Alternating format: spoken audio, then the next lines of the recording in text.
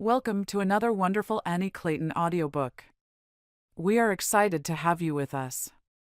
Before we begin the story, please like and subscribe to our channel and share it with friends. This allows us to continue adding free clean Western romance audiobooks for you to enjoy. The following title is copyrighted by Tika House Publishing. Now, find a comfortable spot, relax, and enjoy the story. The Proper Wife. Chapter 1: The Advertisement.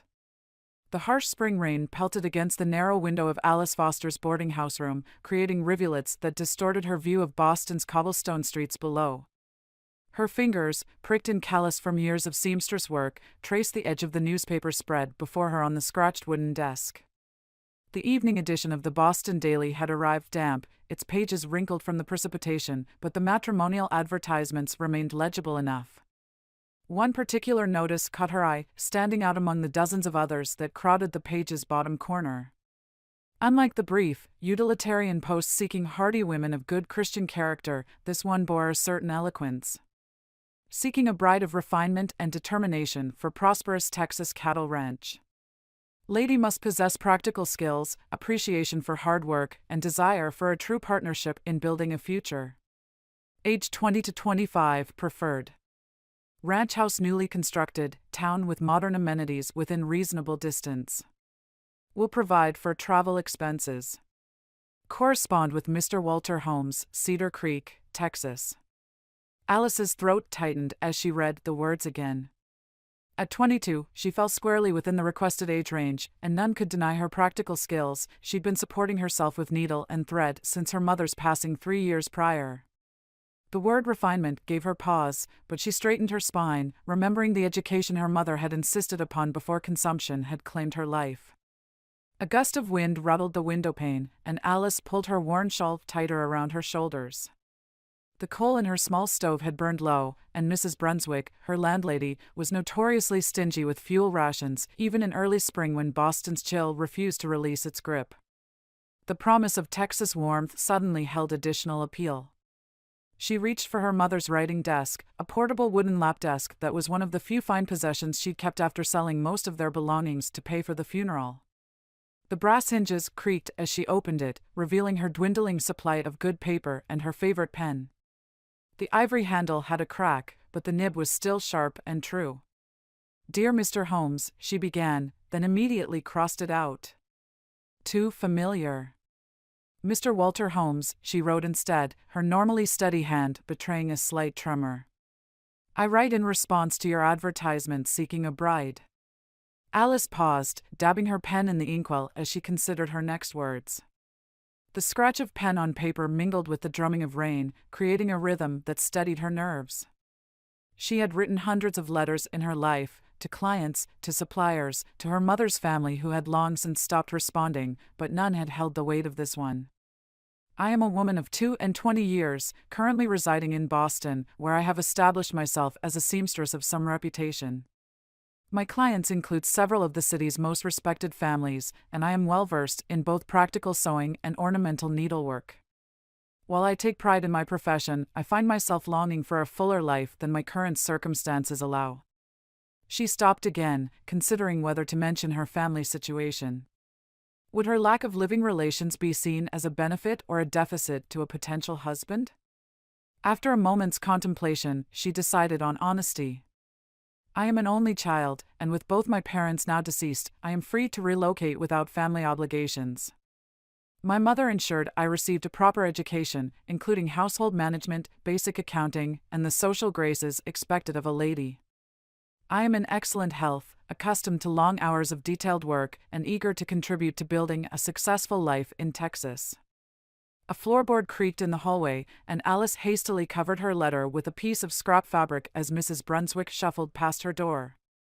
The landlady had strong opinions about marriage advertisements, never failing to mention her own daughter who had gotten ideas below her station and moved out west, only to stop writing after 6 months. When the footsteps faded, Alice retrieved her daguerreotype from its hiding place beneath her mattress. She had spent nearly a week's earnings on it last year, justifying the expenses necessary for business cards to attract wealthy clients.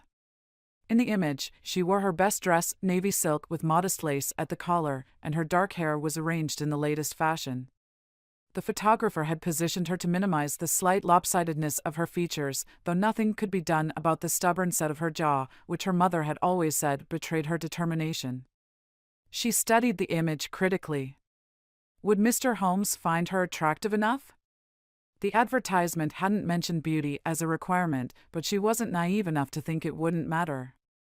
Perhaps more importantly, would he see the intelligence in her eyes, the capability in her straight-backed pose? A door slammed somewhere in the boarding house, and voices rose in argument about the shared bathroom at the end of the hall.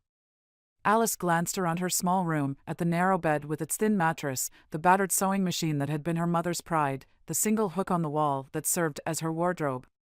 Was she truly prepared to leave all that was familiar for an unknown future in Texas? Her gaze fell again on the newspaper advertisement, and she found herself thinking of the word partnership. Not service, not mere marriage, but partnership. She resumed her work on the letter, her resolve strengthening with each carefully chosen word.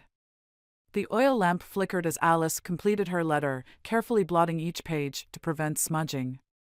She had rewritten it twice, each version more refined than the last, until she was satisfied that it struck the right balance between honesty and propriety. The final paragraph had given her trouble, but she was pleased with its current form. I understand that building a life in Texas requires fortitude and courage. While I have never lived outside of Boston, I am no stranger to hard work and challenging circumstances. I believe that my skills, determination, and sincere desire to build a meaningful partnership would make me a suitable match for your requirements. I have enclosed my daguerreotype and would welcome further correspondence to discuss your expectations and our potential future. She signed her name with her best penmanship, adding her boarding house address below. The sharp rap at her door nearly caused her to upset the inkwell. Miss Foster? Mrs. Brunswick's voice carried through the thin wood. I smell your lamp burning awful late. You'll not be getting extra oil this month, mind you. I'm just finishing some urgent work, Mrs. Brunswick, Alice called back, hastily beginning to gather her writing materials. I'll extinguish it shortly. See that you do. And there's a matter of your rent to discuss tomorrow. Prices are going up all over the city, and I can't be expected to operate at a loss. Alice's heart sank as she heard the landlady's heavy tread descend the stairs. Another rent increase would make it nearly impossible to maintain her small room and continue eating regularly. Her fingers brushed against the newspaper advertisement, and her resolve strengthened. She couldn't allow fear of the unknown to trap her in a life of ever-diminishing possibilities.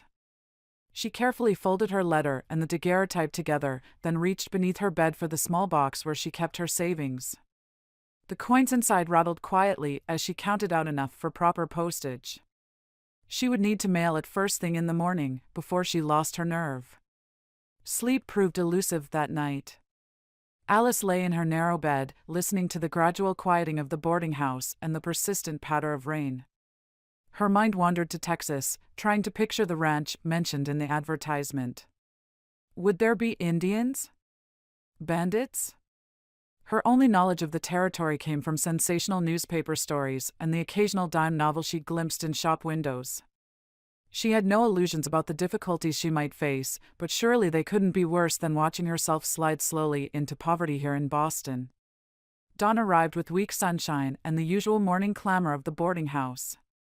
Alice dressed quickly in her second-best dress, the blue wool that showed few signs of mending, and pinned her hair in a style that was neat but not too fashionable.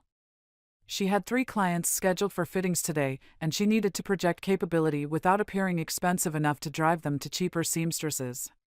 But first, the letter. The post office opened at 8 o'clock, and Alice intended to be there when it did. She tucked the precious envelope into her reticule and made her way down the narrow stairs, hoping to avoid Miss Foster. A moment of your time. Mrs. Brunswick stood in the doorway of her private parlor, her gray hair already perfectly arranged beneath her cap despite the early hour. Alice's heart thundered as she noticed the torn envelope in the landlady's hand. I've had a letter from my Margaret, Mrs. Brunswick said, her voice rough with emotion. Posted 3 months ago from Kansas Territory. She's gone and married a farmer who advertised for a wife. She thrust the letter toward Alice with trembling fingers. Read it yourself. Living in a sod house. My daughter, who learned piano and French, cooking on a fire pit and wearing calico. Alice took the letter automatically, her own carefully crafted missive burning a hole in her reticule. The handwriting was elegant but hurried, the paper of poor quality. Dearest Mama, she read aloud, I know you warned me against answering the advert, but I have never been happier. John is a good man, and though our home is humble, it is ours. The work is hard but satisfying, and I am expecting our first child in the summer. Expecting! Mrs. Brunswick snatched the letter back. My grandchild will be born in a house made of dirt. And now she writes that they're planning to move even further west, to Oregon Territory. I'll never see them again. She dabbed at her eyes with a handkerchief. I tell you this as a warning, Miss Foster. I've seen you with that newspaper, studying those adverts. Don't think I haven't noticed. Alice straightened her spine, summoning every ounce of dignity her mother had instilled in her. Your Margaret sounds very happy, Mrs. Brunswick. Perhaps she's found exactly the life she was meant to live. The landlady's eyes narrowed. You have one of those letters in your bag right now, don't you? Ready to throw your life away on some stranger's promises? My life is my own to direct, Alice said quietly, but with steel in her voice. As is Margaret's. Good day, Mrs. Brunswick. I'll have my rent ready on the 1st, as always. She managed to maintain her composure until she reached the street, where she finally allowed her hands to shake. Margaret's letter had affected her more deeply than she cared to admit, not with fear, but with a strange sort of envy. Despite the hardships, the other woman had seized her chance at a new life and had found happiness in the unexpected. The post office was just opening its doors when Alice arrived. She approached the counter with steady steps, withdrew her letter from her reticule, and handed it over with exact postage. As she watched it disappear into the sorting basket, she felt an odd mixture of terror and exhilaration. God help me, she whispered to herself as she stepped back into the spring morning. I've actually done it. The bells of Park Street Church began to toll 8 o'clock, reminding her of her waiting clients. Alice squared her shoulders and turned toward her work. She had set her course, but there was still a living to be made until she received a reply, if she received one at all. She refused to consider that last possibility. Something in her heart told her that Mr. Walter Holmes of Cedar Creek, Texas would indeed write back, and that her life would never be the same. Chapter 2, The Journey Begins. 3 weeks had passed since Alice had mailed her letter, and Mr. Holmes's response had changed everything. The heavy cream envelope, bearing a Texas postmark and surprisingly elegant handwriting, had arrived just yesterday. Now she stood in her small room, surrounded by the remnants of her life, deciding what to keep and what to sell. Her mother's sewing machine, the Winchester new improved family model that had faithfully served them for over a decade, sat draped in a cloth on her desk. Mr. Peterson from the dry goods store had offered her a fair price for it, enough to sustain her if something went wrong. The thought of parting with it made her throat tight, but Mr. Holmes had been clear in his letter. The ranch already possessed a newer Singer machine, and space on the wagon from town would be limited. A practical decision, Alice murmured to herself, running her hand along the machine's smooth surface one last time. Her mother would have understood. Sarah Foster had always said that sentimentality was a luxury poor women couldn't afford. The spring sunshine streamed through her window as Alice methodically sorted through her possessions. The trunk she'd purchased, secondhand but sturdy, gaped open on her bed, already half-filled with carefully rolled clothing. She'd sold most of her fashion magazines to a younger seamstress, keeping only the most recent issues that detailed practical adaptations for country living. A soft knock at her door interrupted her packing. "Come in," she called, expecting Mrs. Brunswick with another dire warning about life out west. Instead, Mrs. Chen, the Chinese laundress from the first floor, stepped into the room. Her dark eyes took in the scene of organized chaos with understanding. "So, you go soon, Miss Foster?" "The day after tomorrow." Alice smiled at the tiny woman who had been quietly kind to her since her mother's death. "The train leaves at 8 in the morning." Mrs. Chen nodded, then reached into her wide sleeve and withdrew a small package wrapped in red paper. For your journey. Tea from my homeland. Very good for settling stomach on long trip. Alice accepted the package with both hands, recognizing the formality of the gesture from her years of watching Mrs. Chen interact with her customers. Thank you. I don't know what to say. Say nothing. Just remember, new place, new life, same you inside. Mrs. Chen's English might have been imperfect, but her wisdom needed no translation. Many say America land of opportunity. But opportunity not just in big city. Sometimes hiding in big sky instead. The unexpected gift brought tears to Alice's eyes. She carefully placed the tea in her trunk, wrapping it inside one of her chemises for protection. When she turned back, Mrs. Chen had already slipped away as quietly as she'd come. Wiping her eyes, Alice returned to her task. The afternoon light was fading, and she still had much to do. Mr. Holmes's letter lay on her desk, and she found herself reading it again, though she'd memorized every word. Dear Miss Foster. Your letter speaks to both your character and skills. I am impressed by your candor regarding your circumstances and your evident willingness to face the challenges of ranch life. The enclosed bank draft will cover your travel expenses, with enough remaining for any necessary purchases before your departure. I suggest you book passage on the Texas and Pacific Railway to Dallas, where my brother Jacob will meet you with a wagon for the final journey to Cedar Creek. The bank draft had indeed been generous, far more than she'd expected. After purchasing her ticket and trunk, she'd had enough left to buy 2 new dresses suitable for ranch life, a sturdy pair of boots, and still set some aside with her small personal funds. The magnitude of his trust humbled her. Or perhaps, she thought practically, it was simply a demonstration of his financial stability. Alice moved to her wardrobe, removing the dresses she'd decided to sell. Her best silk would fetch a good price from Miss Hampton down the street, who catered to ladies wanting last season's fashions at a discount. The blue wool she would keep. Texas might be warm, but Mr. Holmes had mentioned that spring evenings could be cool. At the back of the wardrobe, her fingers brushed against soft leather. Her mother's journal. Alice drew it out slowly, running her fingers over the worn cover. The last entry was dated just 3 days before the consumption had finally claimed her. My dearest Alice has such strength in her, though she knows it not.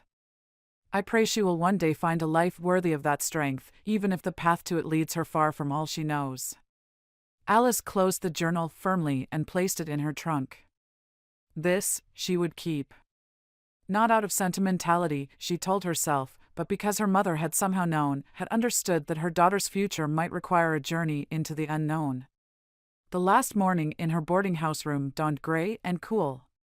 Alice had barely slept, her mind racing with last-minute concerns about everything from the safety of her funds, sewn into a hidden pocket in her petticoat, to the wisdom of her entire decision. But as she donned her traveling dress, a practical brown wool that wouldn't show the dirt of travel, she felt her determination return.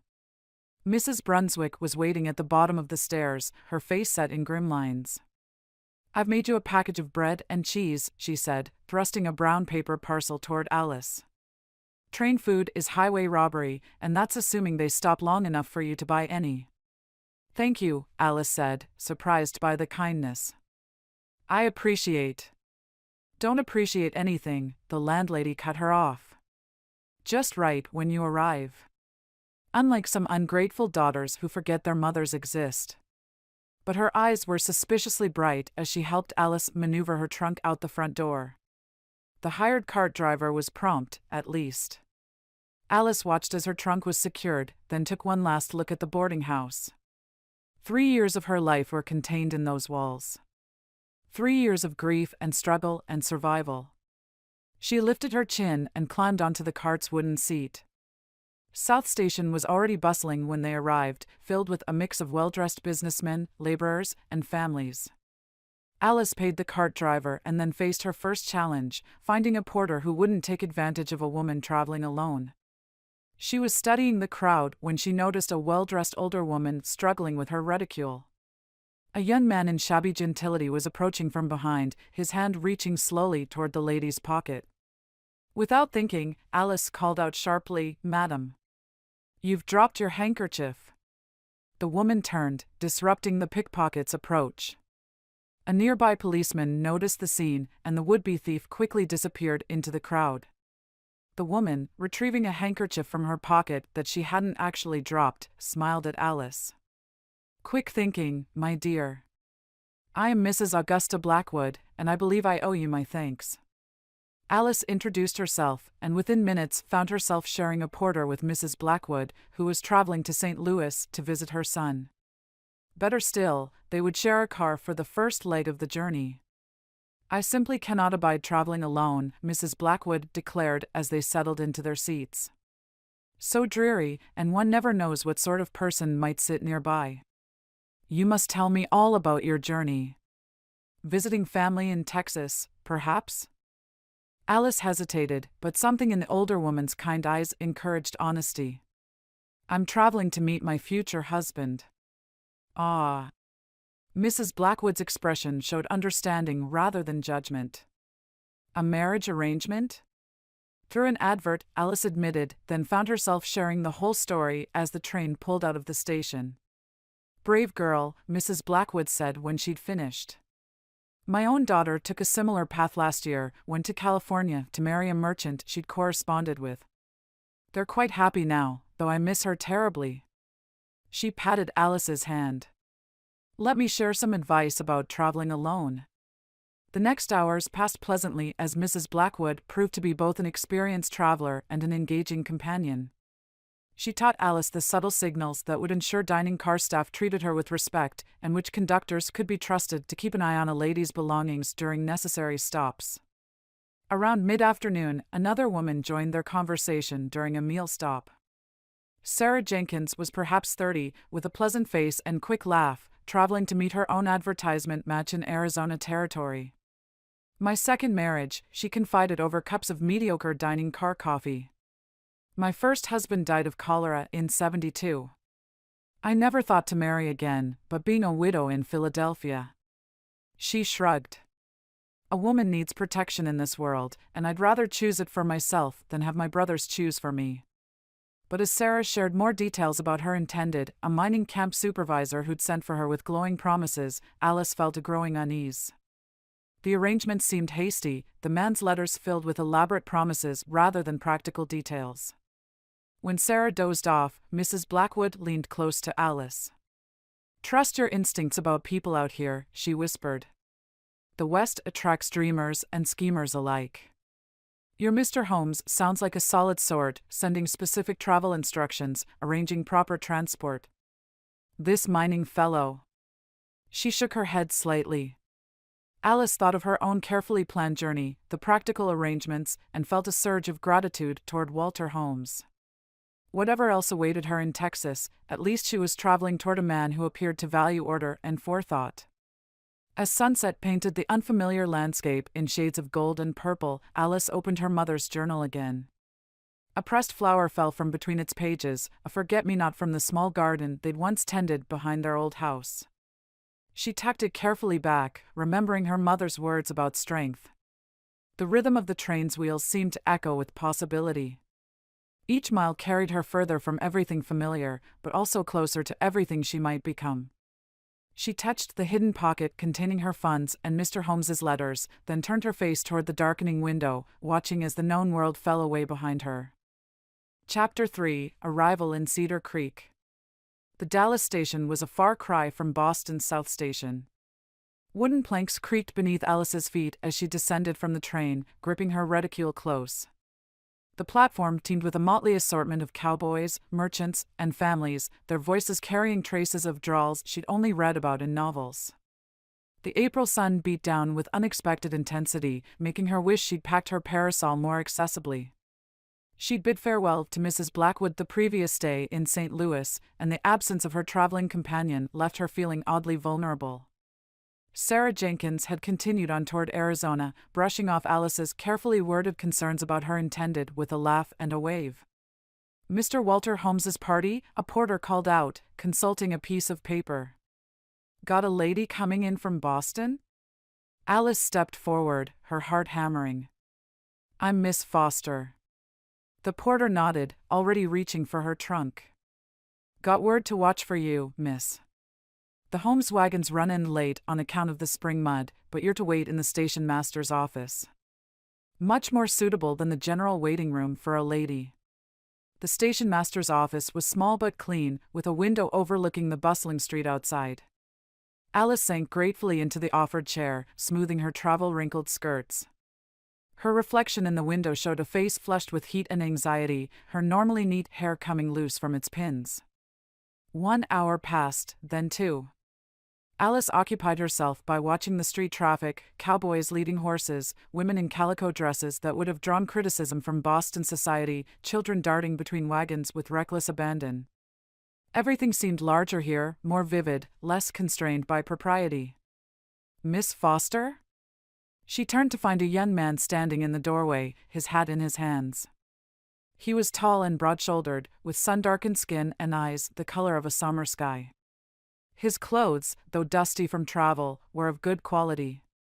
I'm Jacob Holmes, he said, offering a slight bow. Walter's brother. I apologize for the delay, the creeks run in high from the spring rains, and we had to find a safer crossing. Alice's carefully prepared greeting caught in her throat. This was not what she'd expected. His brother before her couldn't be more than 25. For some reason, she'd expected him to be much older. You're very kind to come, she managed, finally, rising from her chair. I hope it wasn't too much trouble. A smile flickered across his face. No trouble at all, miss. Though I should warn you, the ride to Cedar Creek won't be easy. The rains have turned every road to mud, and we've got a good 3 hours ahead of us. The porter appeared with her trunk, and Jacob handled it easily, lifting it into the wagon's bed as if it weighed nothing. He offered his hand to help her up onto the wagon seat, then wrapped a clean blanket around her skirts. To protect against the mud, he explained, climbing up beside her.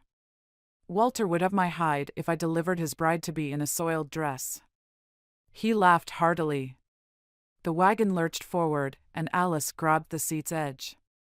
She'd never ridden in an open wagon before, and the motion was entirely different from a proper carriage.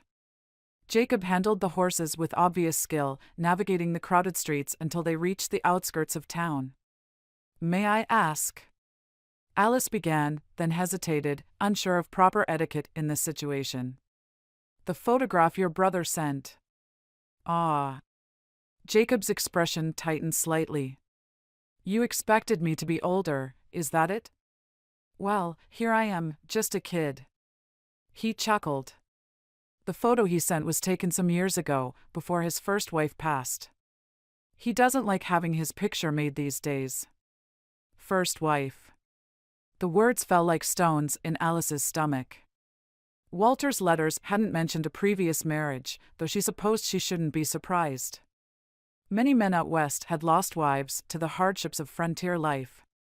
They passed the last buildings of Dallas, the road deteriorating into little more than a muddy track. The wagon wheel sank alarmingly in places, and Jacob had to concentrate fully on managing the team. Alice found herself studying his profile when he wasn't looking, the straight nose, the firm jaw, the way his hair curled slightly at his collar. Look out! Jacob called suddenly, but too late. The wagon wheel hit a deep rut, throwing Alice against him. His arm shot out to steady her, strong and sure, then withdrew quickly. I'm so sorry, she stammered, straightening herself. No harm done, he said, his voice carefully neutral. Though you might want to hold on to the seat rail. The road only gets worse from here. As if to prove his point, the sky darkened with approaching rain clouds. Alice felt the first drops hit her face as Jacob reached behind the seat, producing a proper oilskin coat. Put this on, he insisted. Walter was specific about keeping you dry. The coat was warm from the sun and smelled of leather and something distinctly masculine. As Alice drew it around her shoulders, she couldn't help but wonder if it belonged to Jacob or his brother. She wasn't sure which possibility unsettled her more. The rain intensified, drumming against the oilskin coat and turning the already treacherous road into a river of mud. Jacob handled the team with silent concentration, his shoulders tense as he guided them through the worst spots. Twice they had to stop so he could clear debris from the wheels. "Perhaps we should seek shelter," Alice suggested after a particularly loud crack of thunder made the horses sidestep nervously. Jacob shook his head. "No proper shelter between here and the ranch. Besides, Walter is expecting us." Something in his tone when he mentioned his brother made Alice glance at him sharply, but his expression revealed nothing. The rain eventually slackened to a drizzle, allowing Alice to observe the changing landscape. The trees were different from those in Massachusetts, shorter, more twisted, with smaller leaves. Occasionally they passed small homesteads, their gardens showing the first green shoots of spring planting. "Tell me about the ranch," she said, breaking the long silence. "Your brother's letters mentioned it was prosperous, but provided few details." "Double H Ranch," Jacob replied, his voice warming with evident pride. 600 acres, good water rights, decent grazing land. We run about 800 head of cattle, more in good years." He paused, then added, "Though it's Walter's ranch now, not mine. I just help manage it." "Now?" "It was our father's. When he died 5 years ago, Walter inherited as the eldest. Traditional, you might say." Another pause. "Your letters to Walter, they showed a good understanding of business matters." He mentioned that specifically. Alice shifted uncomfortably. "My mother insisted I learn bookkeeping along with my other studies. She said a woman should always understand her own finances." "A wise woman, your mother." Jacob guided the wagon around a fallen branch. "Though I should warn you, Walter has his own ways of doing things. He's not always open to new ideas." Before Alice could pursue that concerning statement, the wagon crested a small rise. Below them, stretching across a valley painted green with spring grass, lay what could only be Double H Ranch. The house was larger than she'd expected, a 2-story structure with a wide porch and what appeared to be a new addition on one side. Several outbuildings clustered nearby, and in the distance, she could make out the shapes of cattle grazing. "It's beautiful," she breathed. "It can be," Jacob agreed softly. "In the right light." They descended the slope carefully, the wagon wheels leaving deep tracks in the mud. As they drew closer, Alice could see more details: the weathered wood of the barn, the vegetable gardens struggling to survive against the spring rains, the empty clothesline strung between posts. A dog began barking, and several ranch hands emerged from the barn. But there was no sign of anyone who looked like the photograph Walter had sent. "He's probably in town," Jacob said, answering her unspoken question. "There was a Cattlemen's Association meeting today. He'll be back by supper." He brought the wagon to a stop near the house. "Let me show you to your room. You'll want to freshen up after the journey." Alice allowed him to help her down from the wagon, trying to ignore the way his hands lingered for just a moment at her waist. Her boots sank into the mud, and she nearly lost her balance. Jacob steadied her again, this time with a hand under her elbow. "Careful," he murmured. "The ground's treacherous after rain." The front door opened, and an older woman appeared, wiping her hands on her apron. "Lance sake, Jacob, you're both soaked through. Bring Miss Foster inside before she catches her death." "Mrs. Hattie Sullivan," Jacob introduced her. "Our housekeeper since, well, for quite some time." Mrs. Sullivan clucked her tongue as she ushered Alice inside. "And a good thing too, or this house would fall to ruin with just men running it. Come along, dear. Your room's ready, though I told Mr. Walter that the addition needed more work before being proper for a lady." Alice followed her through the house, noting the solid furniture and clean but sparse decorations. The addition Mrs. Sullivan mentioned turned out to be a bedroom on the ground floor, its walls showing fresh saw marks and its window lacking proper curtains. "It's not finished," Mrs. Sullivan said apologetically. "Mr. Walter insisted you'd want your own space, but the weather's delayed the work. There's gaps in the walls where the wind comes through something fierce." Alice set her reticule on the rough-hewn dresser, her heart sinking. The room was barely habitable, nothing like the newly constructed chambers Walter had described in his letters. I'll fetch fresh water fair washing, Mrs. Sullivan offered. And perhaps Mr. Jacob could bring your trunk. But when they returned to the front of the house, Jacob was gone. Through the window, Alice could see him riding toward the cattle pens, his figure gradually disappearing into the misty distance. Left alone, Alice sank onto the room's single chair. The wind whistled through the wall gaps, carrying with it the sound of approaching hoofbeats. She straightened her spine and began repinning her hair. Walter Holmes was coming home, and their first meeting would set the tone for everything to follow.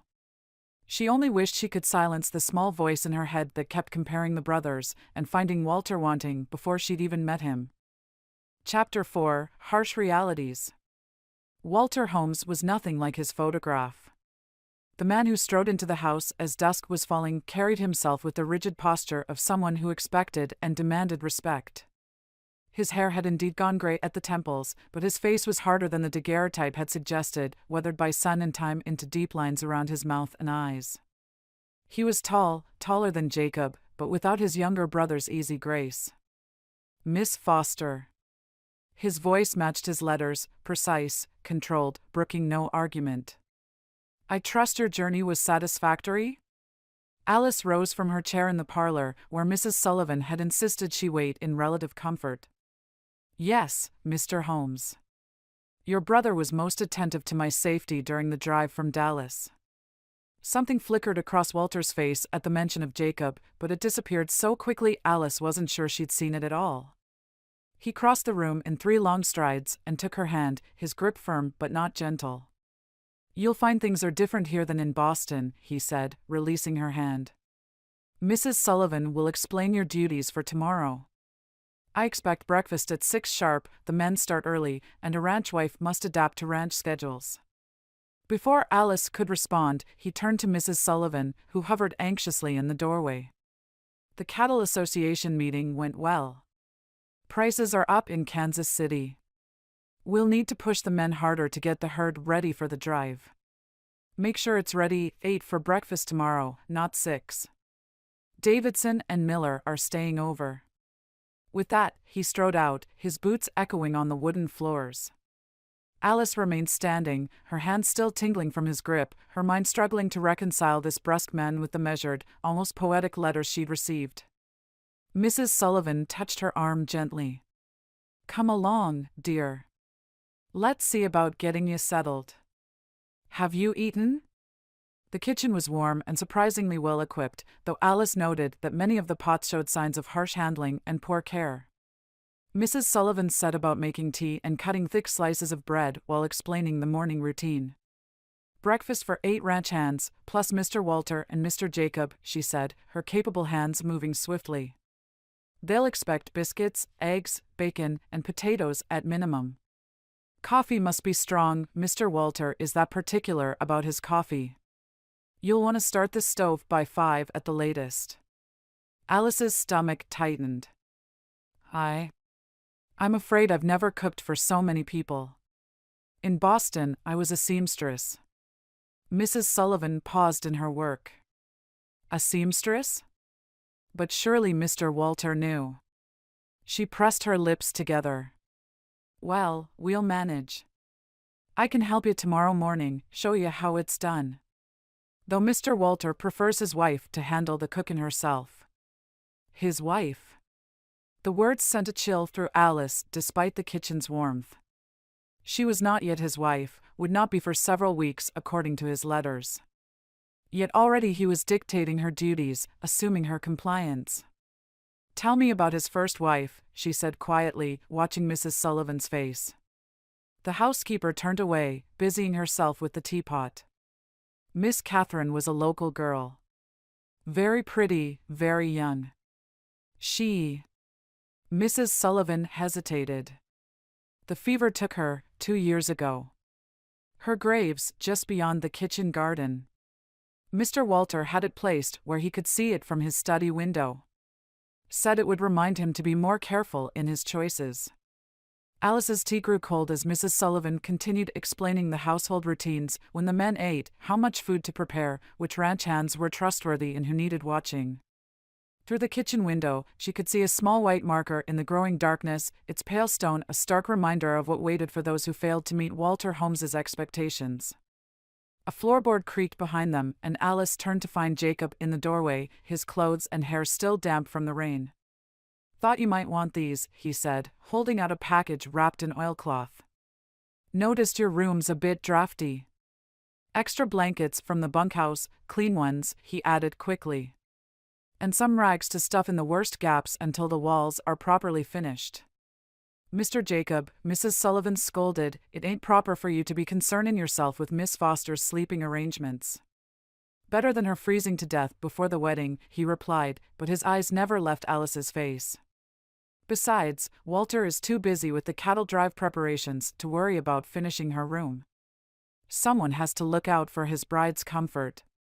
The way he said his bride made Alice's cheeks warm. She accepted the package, careful not to let their fingers touch. "Thank you. You're very kind." "Not kind," Jacob said softly. "Just decent." He nodded to Mrs. Sullivan and disappeared again, leaving behind the faint scent of rain and leather. Alice clutched the blankets to her chest, suddenly overwhelmed by the contrast between the brothers, one so concerned with appearances and proper behavior, the other with genuine comfort and need. She had agreed to marry Walter Holmes based on his letters, his supposed stability and refinement. But now, standing in his kitchen with his first wife's grave visible through the window, she wondered if she had made a terrible mistake. That night, Alice barely slept. The wind found every gap in the unfinished walls, creating an eerie whistling that reminded her of Boston's winter storms. She had stuffed the rags Jacob provided into the worst cracks, but still the April air crept in, carrying with it the unfamiliar sounds of Texas nights, coyotes in the distance, the lowing of cattle, the creak of the windmill outside her window. She rose well before 5, putting on her sturdiest dress and pinning her hair severely back. The kitchen was dark and cold when she entered, but she found the tinderbox where Mrs. Sullivan had shown her and managed to light the stove on her third try. Her hands shook as she measured coffee into the large pot, 2 generous scoops per man, Mrs. Sullivan had instructed, and an extra for the pot. Dawn was just breaking when Mrs. Sullivan arrived, taking in the scene with experienced eyes. "The biscuits should already be in the oven," she said, quickly tying on her apron. "Here, I'll show you the recipe Mr. Walter prefers. His mother's method, though between us, I've adjusted it some over the years." Alice threw herself into learning, trying to focus on each task rather than her growing anxiety.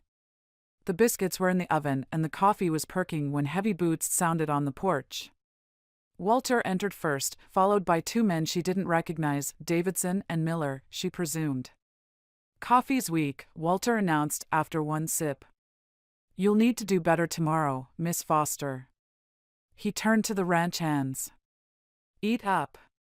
We need to move those cattle to the north pasture before the rain starts again." Alice felt her face burn as she added more coffee to the pot. Behind her, she heard one of the men mutter something that made the other laugh, not unkindly, but with the weary knowledge of men who had seen other women try and fail to meet Walter Holmes's standards. Jacob arrived last, nodding to Alice as he took his coffee. "Smells good in here," he said, loud enough for everyone to hear. "Those biscuits remind me of Mother's." The compliment, though kind, only served to highlight the awkward silence that followed. Alice served plate after plate, trying not to let her hands tremble as she managed the heavy platters. When she finally sat down with her own breakfast, she found she couldn't eat. "The garden needs attention," Walter said as he finished his meal. "The last girl we hired to tend it let the weeds take over. I expect you'll want to make it your first priority after the breakfast dishes are done." Alice looked out the window at the neglected plot, its rows barely visible under the spring growth. "Of course. Though I should mention, I've never tended a garden before. In Boston, Then it's time you learned." Walter stood, his chair scraping against the floor. "A ranch wife must be able to provide fresh vegetables for her table. We can't be running to town for supplies every time we need onions or potatoes." After the men left, Mrs. Sullivan helped Alice clear the dishes. "Don't take it too hard, dear," she said as they worked. "Mr. Walter, he's been different since Miss Catherine passed. The garden was her pride and joy. He couldn't bear to see anyone else touching it for the longest time. What happened to the girl he hired? Mrs. Sullivan's hands stilled in the washbasin. Clara? She left after a month. Said she couldn't bear the way he watched her from his study window, finding fault with everything she did. She glanced nervously at the door. Though you didn't hear that from me. Alice walked to the window, studying the small white marker that served as Catherine's grave. The morning sun cast long shadows across it, reaching like fingers toward the tangled garden beyond. Something caught her eye, a flash of color among the weeds. Moving closer, she realized there were flowers blooming despite the neglect. Spring bluebonnets pushed up through the chaos, their delicate petals a stark contrast to the harsh reality of her surroundings. As she stood there, she heard the study door open behind her. Walter's reflection appeared in the window glass, watching her as she watched the garden. The weight of his gaze felt heavy, expectant. She straightened her spine, remembering her mother's words about strength. I'll need proper tools, she said without turning around. And seeds, if you expect me to plant for summer vegetables. Everything you need is in the garden shed, Walter replied. Catherine's tools are still there. They should suit you well enough. His boots clicked across the floor as he left, but Alice could still feel his presence, as if his shadow lingered in the doorway. She pressed her hand against the cool window glass, creating a barrier between herself and Catherine's grave. The bluebonnets swayed in the morning breeze, survivors in this harsh land. Like them, she would have to find a way to take root and flourish, or risk being torn out like the weeds Walter so despised. Behind her, almost too quiet to hear, Jacob whispered, "Don't let him break you, too." Then he was gone, leaving Alice alone with the ghost of Catherine's garden and the growing certainty that she had stepped into something far more complicated than a simple marriage of convenience. Chapter 5: Finding Her Place. Alice's fingers flew across the rough fabric, her needle flashing in the afternoon light. Around her, scattered on the porch's wooden planks, lay piles of ranch hands' clothing in various states of disrepair. Torn shirts, split seams, and worn patches, each telling its own story of hard work and harder falls. "Ma'am, you don't have to do this," Pete Davidson said, watching in amazement as she transformed his favorite work shirt from a tattered rag into something wearable again. "We're used to makin' do." "Nonsense," Alice replied, tying off a neat row of stitches. "I may not be much use in the kitchen yet, but this is something I can do well." She didn't add that she desperately needed to feel competent at something after 3 days of burned biscuits and bitter coffee. The arrangement had started that morning when she'd noticed young Billy, one of the newer hands, trying to mend his own shirt with clumsy stitches that would never hold. Before she knew it, word had spread through the bunkhouse that the boss's intended knew her way around a needle. "Could you maybe look at my coat too?" Billy asked shyly, holding out a worn leather jacket with a torn lining. "Winter's gone, but nights are still mighty cold." Alice examined the tear. "Bring me your mending in the afternoons, after the lunch dishes are done," she said. "I'll see to it all, but in exchange, I need something from each of you." The men gathered closer, curious. Even Walter, passing by on his way to check the cattle, paused to listen. "Teach me," Alice continued. "Each of you knows something about running this ranch that I need to learn. Pete, you managed the kitchen garden last season after Clara left. I need to know which vegetables do well in this soil. Billy, I've seen how you handle the cook stove in the bunkhouse. Show me your technique for keeping the temperature even." She looked up to find Walter watching her, his expression unreadable. For a moment, she feared he would forbid the arrangement, but he merely nodded once and continued on his way. "Well, I'll be," Pete said, grinning. "That's fair trading, ma'am. Though I ought to warn you, my gardening knowledge mostly comes from watching Miss Catherine and trying not to kill what she'd planted." Alice's needle paused for just a moment at the mention of Catherine's name, then resumed its steady rhythm. "Tell me about her garden. What grew well? What failed?" As she worked, Pete described Catherine's careful plotting of the garden rows, her experiments with different plants, her success with tomatoes and beans. Alice listened intently, mentally cataloging each detail while her hands stayed busy with repairs. By late afternoon, she had a pile of mended clothing and a head full of practical knowledge about Texas gardening. More importantly, she had begun to establish herself as something more than just Walter's intended or Catherine's replacement. "Miss Foster?" Jacob's voice startled her from her work. She looked up to find him holding the reins of 2 saddled horses. "If you've finished with your mending, there's something you should see." Alice glanced at the remaining pile of clothes. "I should really finish." "The light's perfect right now," he insisted. "And this concerns the ranch's future." "Your future." Something in his tone made her set aside her needle. Walter was in town for the afternoon, meeting with the bank about cattle drive financing. Surely a short ride would be acceptable for ranch business, of course. Jacob helped her mount with careful hands, then swung easily into his own saddle. "Pete showed you about the garden?" he asked as they rode away from the house. "Yes. He was very helpful." Alice adjusted her skirts, grateful she had changed into her sturdy riding habit. "Though I gather most of his knowledge came from watching Catherine." "Pete was sweet on her," Jacob said quietly. "Half the men were. She had a way about her, always smiling, always gentle. Until near the end." Alice's horse stumbled slightly, and Jacob reached out to steady her reins. "The end?" she prompted. "The fever, officially." His jaw tightened. Though she'd stopped smiling long before that. Stopped tending her garden too, which wasn't like her at all. They rode in silence for a while, climbing a gentle slope that offered a view of the entire ranch. The spring sunshine painted everything in shades of gold and green, from the new grass in the pastures to the fresh leaves on the scattered trees. "Look there," Jacob said, pointing to where a creek wound through the property. "That's what I wanted to show you. The water rights Walter mentioned in his letters? They only cover the south branch. But that North Fork, the one that runs through Marshall's property, that's deeper, more reliable in drought. Marshall's getting old, looking to sell." Alice studied the landscape, understanding dawning. The ranch could expand. Double in size, with the right management. Jacob turned in his saddle to face her. The right partnerships. The way he said partnerships made her heart beat faster, though she kept her expression neutral. "Does Walter know about Marshall's plans to sell?"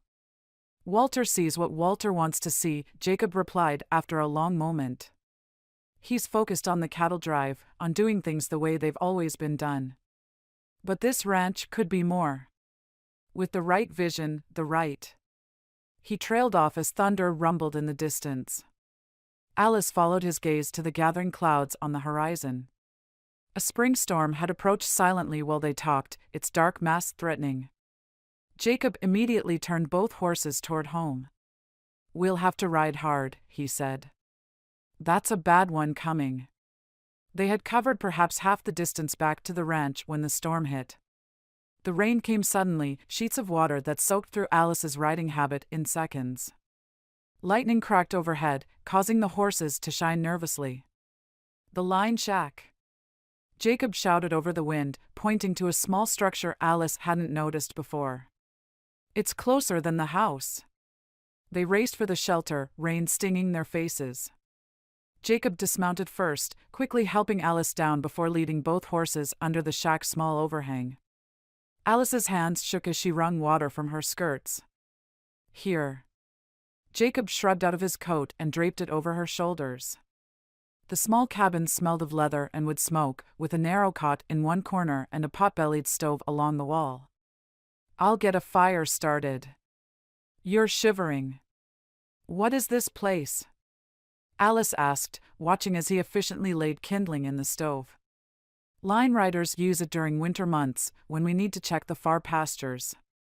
The kindling caught, and Jacob added larger pieces of wood. "We keep all the line shacks stocked with basic supplies. Just in case."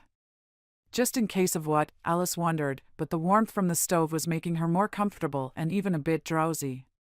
Her clothes steamed slightly as they dried, and she found herself studying Jacob as he moved around the small space, his wet shirt clinging to his shoulders. "We shouldn't stay long," she said, though the storm showed no signs of lessening. It wouldn't be proper. Jacob's laugh held little humor. Proper. You're right, Walter is very concerned with what's proper. He turned to face her, his expression intense. Did you know he wrote those letters to you weeks before Catherine was even buried? Had them all drafted and ready? Alice felt her breath catch. What? He likes to plan ahead, my brother. Everything arranged, everything controlled. Jacob took a step closer, then seemed to catch himself. I should check on the horses. He disappeared into the rain, leaving Alice alone with this new and disturbing information. She moved to the shack's single window, watching as Jacob adjusted the horse's lead ropes. His shirt was now completely soaked, and she could see the play of muscles beneath the wet fabric as he worked. The storm's intensity increased, thunder booming directly overhead. One of the horses reared in fright, breaking its lead rope. Jacob lunged for it, but his boots slipped in the mud. Alice rushed outside without thinking, grabbing the trailing rope as the horse dashed past. Pull hard! Jacob shouted, scrambling to his feet. And brace yourself. Alice dug her heels into the mud, throwing her weight back as Jacob taught her during their riding lessons earlier that week. The horse, surprised by the resistance, slowed enough for Jacob to catch up and calm it with practiced hands. They stood in the rain, both breathing hard from the excitement. Water trickled down Alice's face, and she was suddenly aware of how close Jacob stood, his hand still covering hers on the lead rope. You're good in a crisis, he said softly. That's worth more out here than bein' proper. A particularly bright flash of lightning illuminated his face, and Alice saw something there that made her heart race faster than any spooked horse could manage. She stepped back quickly, nearly slipping herself. We should go back inside, she said. Until the storm passes. The line shack seemed smaller when they returned to it, the air heavy with more than just storm pressure. Alice removed Jacob's coat from her shoulders, handing it back despite his protests. Tell me more about Catherine, she said, needing to break the tension. About the letters Walter wrote. Jacob stoked the fire, his back to her. I found them in his study after she died. All arranged in order. Ready to be sent to whatever bride he chose next. He straightened, still not looking at her. That's when I knew he'd never really loved her. She was just filling a role. Like you're meant to do now. Why didn't you tell me this before? When I first arrived? Would you have believed me? Now he did turn, his eyes meeting hers with uncomfortable intensity. Or would you have thought I was just a jealous younger brother, trying to cause trouble? Before Alice could respond, they heard hoofbeats approaching. The door burst open, revealing Walter, his face dark with anger. So this is where you've been, he said, his voice dangerously quiet. Taking shelter from the storm, I suppose? Walter, Jacob started, but his brother cut him off. Get back to the house, Alice. Mrs. Sullivan will help you change into something more appropriate. His eyes never left Jacob. I need to discuss something with my brother. Alice hesitated at the door, looking back at Jacob. His face had gone carefully blank, but she could see the tension in his shoulders. As she mounted the spare horse Walter had brought, she heard their voices rise in argument. The rain had softened to a drizzle by the time she reached the ranch house, but Alice felt chilled to her bone. Whether from the wet clothes or from the realization that she was just another piece in Walter Holmes's carefully arranged life, she couldn't say. Chapter 6: Growing Tensions. The morning after the storm, Jacob didn't come to breakfast. Alice's hands shook slightly as she poured coffee for the ranch hands, her eyes constantly darting to his empty chair. Walter sat at the head of the table, calmly buttering his biscuit as if nothing was amiss, but the tension in the room was palpable. Pass the jam, Miss Foster? Pete asked, his voice deliberately casual. A dark bruise marked his cheekbone, earned, he'd claimed, from a run-in with a gate during the storm. But Alice thought she had seen similar marks on Jacob's knuckles the few times she'd glimpsed him from her window since yesterday's confrontation. However, he'd been too far away to be sure. Found 2 calves drowned in the south pasture, Walter announced, folding his newspaper. If someone had been watching the herd instead of taking social rides, we might have saved them. Alice's cheeks burned, but she kept her voice steady. I'll mend the clothes from the rescue efforts. The men must have torn things pulling the other cattle to higher ground. See that you do. Walter stood, straightening his vest. And Alice? I'll be giving you your first riding lesson this afternoon. No sense troubling my brother with such tasks now that I'm free to handle them myself. The ranch hands suddenly became very interested in their breakfast, avoiding her eyes. Only Pete gave her a sympathetic glance as she gathered empty plates with trembling fingers. Later, as Alice sorted through the pile of mud-stained, torn clothing in the kitchen, Mrs. Sullivan appeared with a cup of fresh coffee and a concerned expression. Drink this, child. You look pale. The housekeeper glanced over her shoulder before continuing in a low voice. Mr. Jacob is in the north pasture, checking fences. He's had worse from his brother before. Alice's hands stilled on a torn shirt. Worse? How long has this been going on? Mrs. Sullivan sighed, settling into a chair. Since they were boys, really. Mr. Walter was always the responsible one, doing exactly what their father expected. Mr. Jacob was wilder, more like their mother, God rest her soul. She died when they were young, but I remember how she used to laugh, how she'd dance in the kitchen when she thought no one was watching. And their father? A hard man. Believed discipline was the only way to raise sons strong enough for ranch life. Mrs. Sullivan's weathered hands worried at her apron. He'd have approved of how Mr. Walter turned out. The younger one, though, there was always trouble when Mr. Jacob showed too much of his mother's spirit. Alice picked up her needle, using the familiar motion of mending to steady herself. Walter mentioned giving me riding lessons today. Yes, well. Mrs. Sullivan's mouth tightened. Miss Catherine took her lessons from him too, after they married. She'd been such a fine rider before, used to love galloping across the property. But after, she stopped riding altogether eventually. Said she'd lost the joy in it.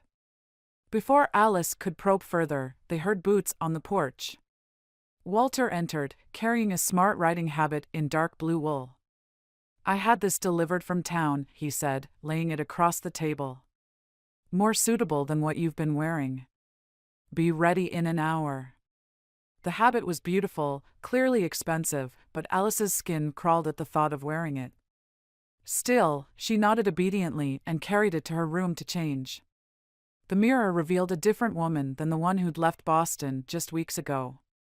Her face was tanned from garden work, her hands roughened despite her care with them. The riding habit fit perfectly, which for some reason didn't surprise her, but something about her reflection seemed wrong, as if she were watching a stranger dress for a performance. Through her window, she could see the garden where she'd spent her mornings.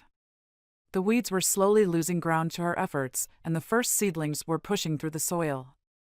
Catherine's bluebonnets still bloomed defiantly among the neat rows Alice had carved out. A movement caught her eye, Jacob, riding in from the north pasture.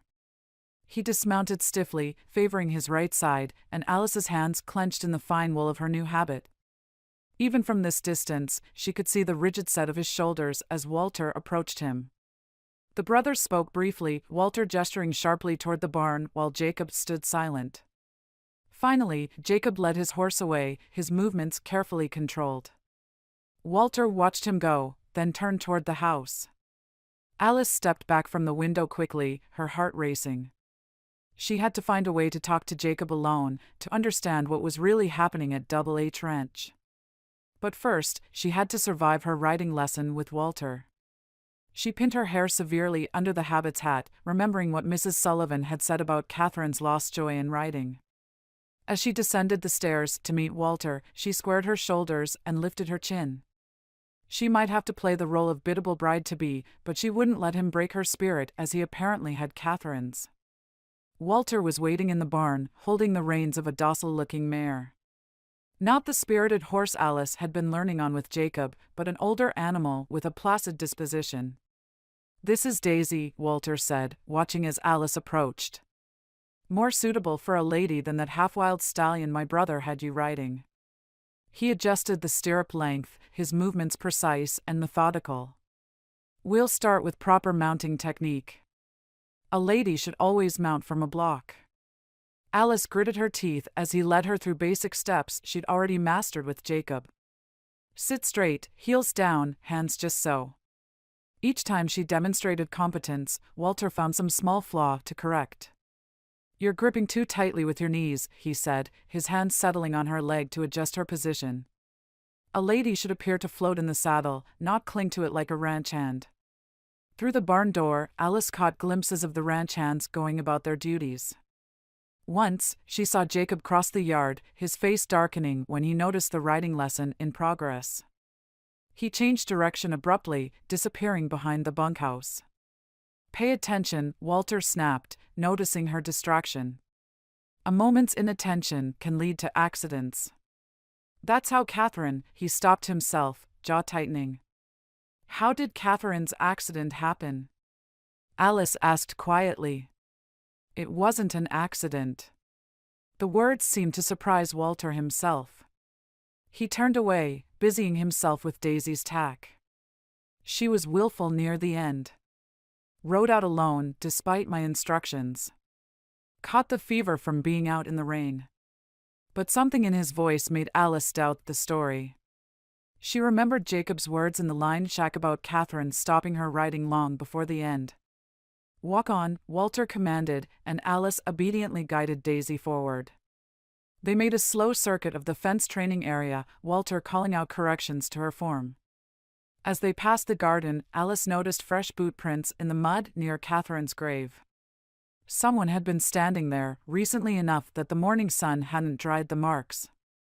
The prints were too large to be from her own garden work, and they led toward the bunkhouse, not the main house. "Eyes forward," Walter said sharply. "A proper lady doesn't let her attention wander." They continued the lesson for another hour, until Alice's muscles ached from maintaining the rigid posture Walter demanded. As he helped her dismount, his hands lingered at her waist longer than necessary. "You'll need daily lessons to be ready for social calls," he said. "Can't have the neighbors thinking I've chosen a bride who can't ride properly." "Social calls?" Alice worked to keep her voice neutral as she removed her gloves. "The Hendersons are hosting a dinner next week. Time to introduce you to proper society." His emphasis on proper made her skin crawl. Mrs. Henderson was quite close to Catherine. "I'm sure she'll have plenty of advice about being a suitable ranch wife." As if summoned by the conversation, Jacob appeared in the barn doorway. "Pete needs you at the north fence, Walter. Says it's urgent."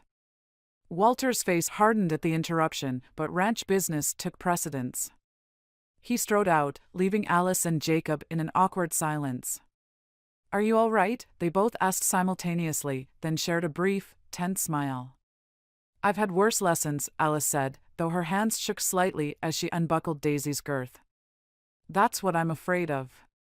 Jacob moved to help her with the saddle, his movements efficient but careful, favoring his right side. "Alice, about yesterday." "You were at her grave this morning," she interrupted. The boot prints had been his, she was certain now. Jacob froze, then slowly set the saddle on its rack. "I make promises I mean to keep," he said finally. "Even to the dead." "What promise?" "To tell the truth, when the time is right." He turned to face her, his expression grave. "Catherine didn't die of fever, Alice. She—" "Jacob!" Walter's voice cracked across the yard like a whip. "I thought I told you to help Pete with that fence." "Pete's managing fine," Jacob replied, not breaking eye contact with Alice. "Just needed an extra set of hands, which he found." Walter appeared in the doorway, his face thunderous. "Then you can help Miller move those cattle to the south pasture. Now." The brothers stared at each other for a long moment, years of unspoken conflicts hanging in the air between them. Finally, Jacob touched the brim of his hat to Alice and walked out, his boots leaving clear prints in the barn dust. As I said, you'll take your lessons from me from now on, Walter said, watching his brother go. And Alice? I expect you to spend less time with the ranch hands. A lady in your position should maintain certain standards. Of course, Alice murmured, though her mind was racing. What had Jacob been about to tell her about Catherine's death? And why did Walter seem so desperate to keep them apart? As she walked back to the house, she noticed Mrs. Sullivan watching from the kitchen window, her face drawn with worry. The housekeeper quickly disappeared from view, but not before Alice saw her making the sign of the cross. Chapter 7: The Wedding Day. Dawn broke over Double H Ranch with an unseasonable chill. Alice stood at her window, watching as pale light crept across Catherine's grave and into the garden where the first tomato plants were starting to climb their stakes. 2 weeks had passed since the writing lesson, 2 weeks of careful conversations and measured steps, 2 weeks of watching Jacob from a distance and feeling Walter's eyes constantly upon her. Today she would become Mrs. Walter Holmes. Miss Foster? Mrs. Sullivan's soft knock preceded her entrance. I've brought your breakfast, though I expect you won't have much appetite. Alice turned from the window to find the housekeeper carrying a tray laden with tea and toast. Behind her came Billy's sister Mary, recently hired as a maid, her arms full of white fabric. Your wedding dress arrived from Dallas last night, Mary said, carefully laying out the gown. Mr. Walter had it specially made. Of course he had. Alice hadn't even been allowed to choose her own wedding dress. The garment was beautiful, she had to admit, ivory silk with delicate lace at the collar and cuffs, perfectly suited for a wealthy ranch wife. It looked nothing like the simpler gown she'd imagined when planning her wedding back in Boston. Preacher Matthews is here early, Mrs. Sullivan said, arranging the breakfast tray. He's asking to speak with you before the ceremony. Alice's hands stilled on the dress. Did he say why? No, but... Mrs. Sullivan glanced at Mary, who took the hint and quietly left the room. He was Catherine's minister, too. Came out special for her funeral, even though Mr. Walter had already arranged for another preacher. Another piece to the puzzle that was Catherine's death. Alice sat at her small vanity, trying to still her trembling hands. Please tell Preacher Matthews I'll meet him in the parlor. She dressed quickly in her morning clothes, postponing the wedding dress for later. The halls were already bustling with activity as ranch hands helped set up for the small reception Walter had planned. Pete was directing the placement of borrowed tables, his face unusually serious.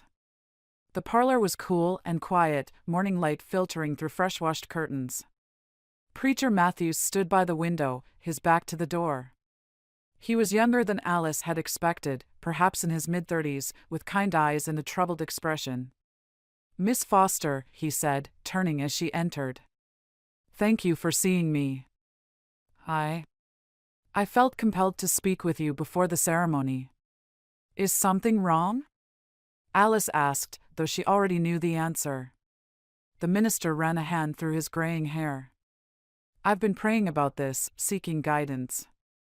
As a man of God, I have certain obligations to my conscience. He paused, choosing his words carefully. I was there, you see, through all of it. Catherine's marriage, her decline, her final days. Alice's heart began to race. What are you trying to tell me, preacher? Catherine came to me for counsel, near the end. She was afraid. Not of death, but of... He broke off as boots sounded in the hallway. Walter appeared in the doorway, his face a mask of polite inquiry. Preacher Matthews.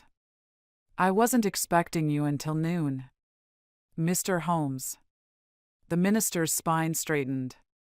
I was just offering Miss Foster some pre-wedding guidance. How thoughtful. Walter's voice was pleasant, but his eyes were hard. Though perhaps such matters could wait until another time? Alice needs to dress for the ceremony.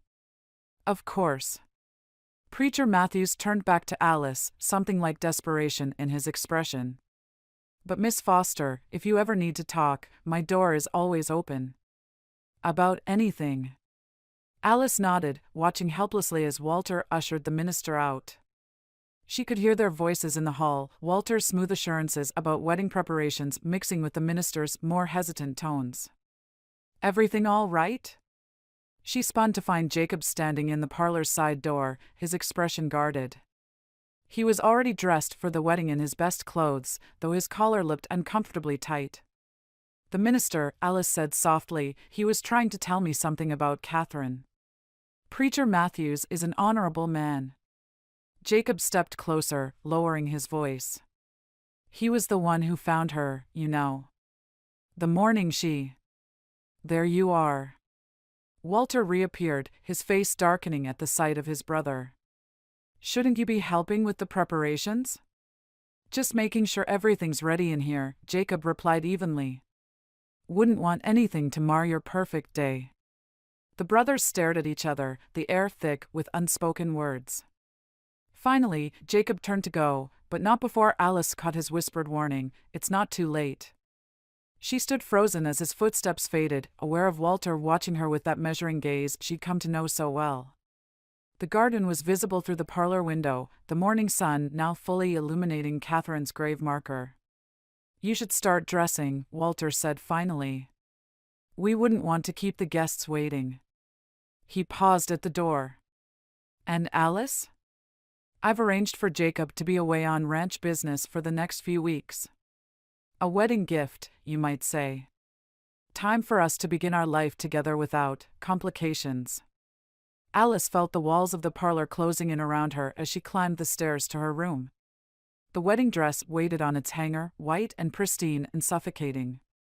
Outside, she could hear more wagons arriving, bringing guests to witness her transformation into Mrs. Walter Holmes. The wedding dress felt like armor as Mrs. Sullivan and Mary helped Alice into it. The silk rustled with every movement, the tight bodice restricting her breathing. In the mirror, she barely recognized herself. Her dark hair had been arranged in an elaborate style that Mary had learned during her time working in a Dallas hotel, and Walter had sent over a pearl necklace that felt like a collar around her throat. "Something's missing," Mrs. Sullivan muttered, then disappeared briefly. She returned with a small sprig of bluebonnets. "From Catherine's garden, your garden now. Every bride needs something blue." Alice's eyes met the housekeeper's in the mirror as she pinned the flowers to the dress. There was a warning there, or perhaps a plea. The ceremony was to take place in the ranch's main room, cleared of its usual furniture to accommodate the 30-odd guests. Through her window, Alice could see more wagons arriving, neighboring ranchers and their wives, the bank president from town, various business associates of Walter's. A soft knock at the door made them all jump. "Alice?" Jacob's voice was barely audible. "Could I need to speak with you." Mrs. Sullivan shooed Mary from the room and followed, closing the door behind them. Alice stood frozen as Jacob entered, his face going still when he saw her in the wedding dress. "You look—" He cleared his throat. "I have something for you." It was our mother's. He held out a small package wrapped in tissue paper. Alice unwrapped it carefully to reveal a delicate silver thimble, worn smooth with use. "Jacob, I can't. Please." His voice was rough. She would have wanted, she always said it should go to someone who would use it with love, not duty. He stepped closer, close enough that she could smell the soap he'd used and something underneath that was purely Jacob. "There's still time. We could." The door opened abruptly, revealing Walter. His face showed no surprise at finding his brother there, only a cold anger that made Alice shiver despite the warm day. "The guests are waiting," he said. "Jacob, you should take your place as best man." The words were precise, pointed. Jacob's hands clenched at his sides, but he nodded stiffly and left. Alice quickly hid the thimble in her dress pocket, feeling its weight like a secret against her hip. The ceremony passed in a blur. Alice found herself standing before Preacher Matthews, aware of Jacob's rigid posture beside his brother, of Mrs. Sullivan's worried face in the crowd, of the weight of eyes upon her. The minister's voice shook slightly as he read the marriage rites. "If anyone knows just 'cause why these two should not be joined." The pause was a fraction too long. Alice felt rather than saw Jacob's slight movement beside them, the intake of breath that might have become words. Then Walter's hand tightened on hers, and the moment passed. "I now pronounce you man and wife." The kiss Walter gave her was brief, proper, possessive. The guests applauded politely, and Alice found herself swept into a reception that seemed to last hours. She accepted congratulations mechanically, ate the store-bought cake that Walter had ordered from Dallas, despite her offer to bake something herself. "Lovely ceremony," the bank president's wife said, fingering her own pearl necklace. "Though not quite as elaborate as dear Catherine's wedding. Do you know, she had roses brought in from Fort Worth? In December, imagine." How nice, Alice managed, but the woman wasn't finished. Of course, that was before the troubles with the first ranch. Such a shame about the fire. But Walter rebuilt beautifully, didn't he? This house is much grander than the old one. Alice's hand froze around her punch glass. Fire? But the woman had already moved on, drawn away by another guest. Alice stood alone for a moment, processing this new information. The first ranch? A fire? She scanned the room for Jacob, needing answers, but he was nowhere to be seen. Through the window, she caught a glimpse of him by the stables, speaking intently with Preacher Matthews. Both men looked grim. Making friends? Walter appeared at her elbow, his hand settling at the small of her back. "Mrs. Henderson was just telling me how impressed she is with your poise. Much more refined than they expected from a Boston seamstress."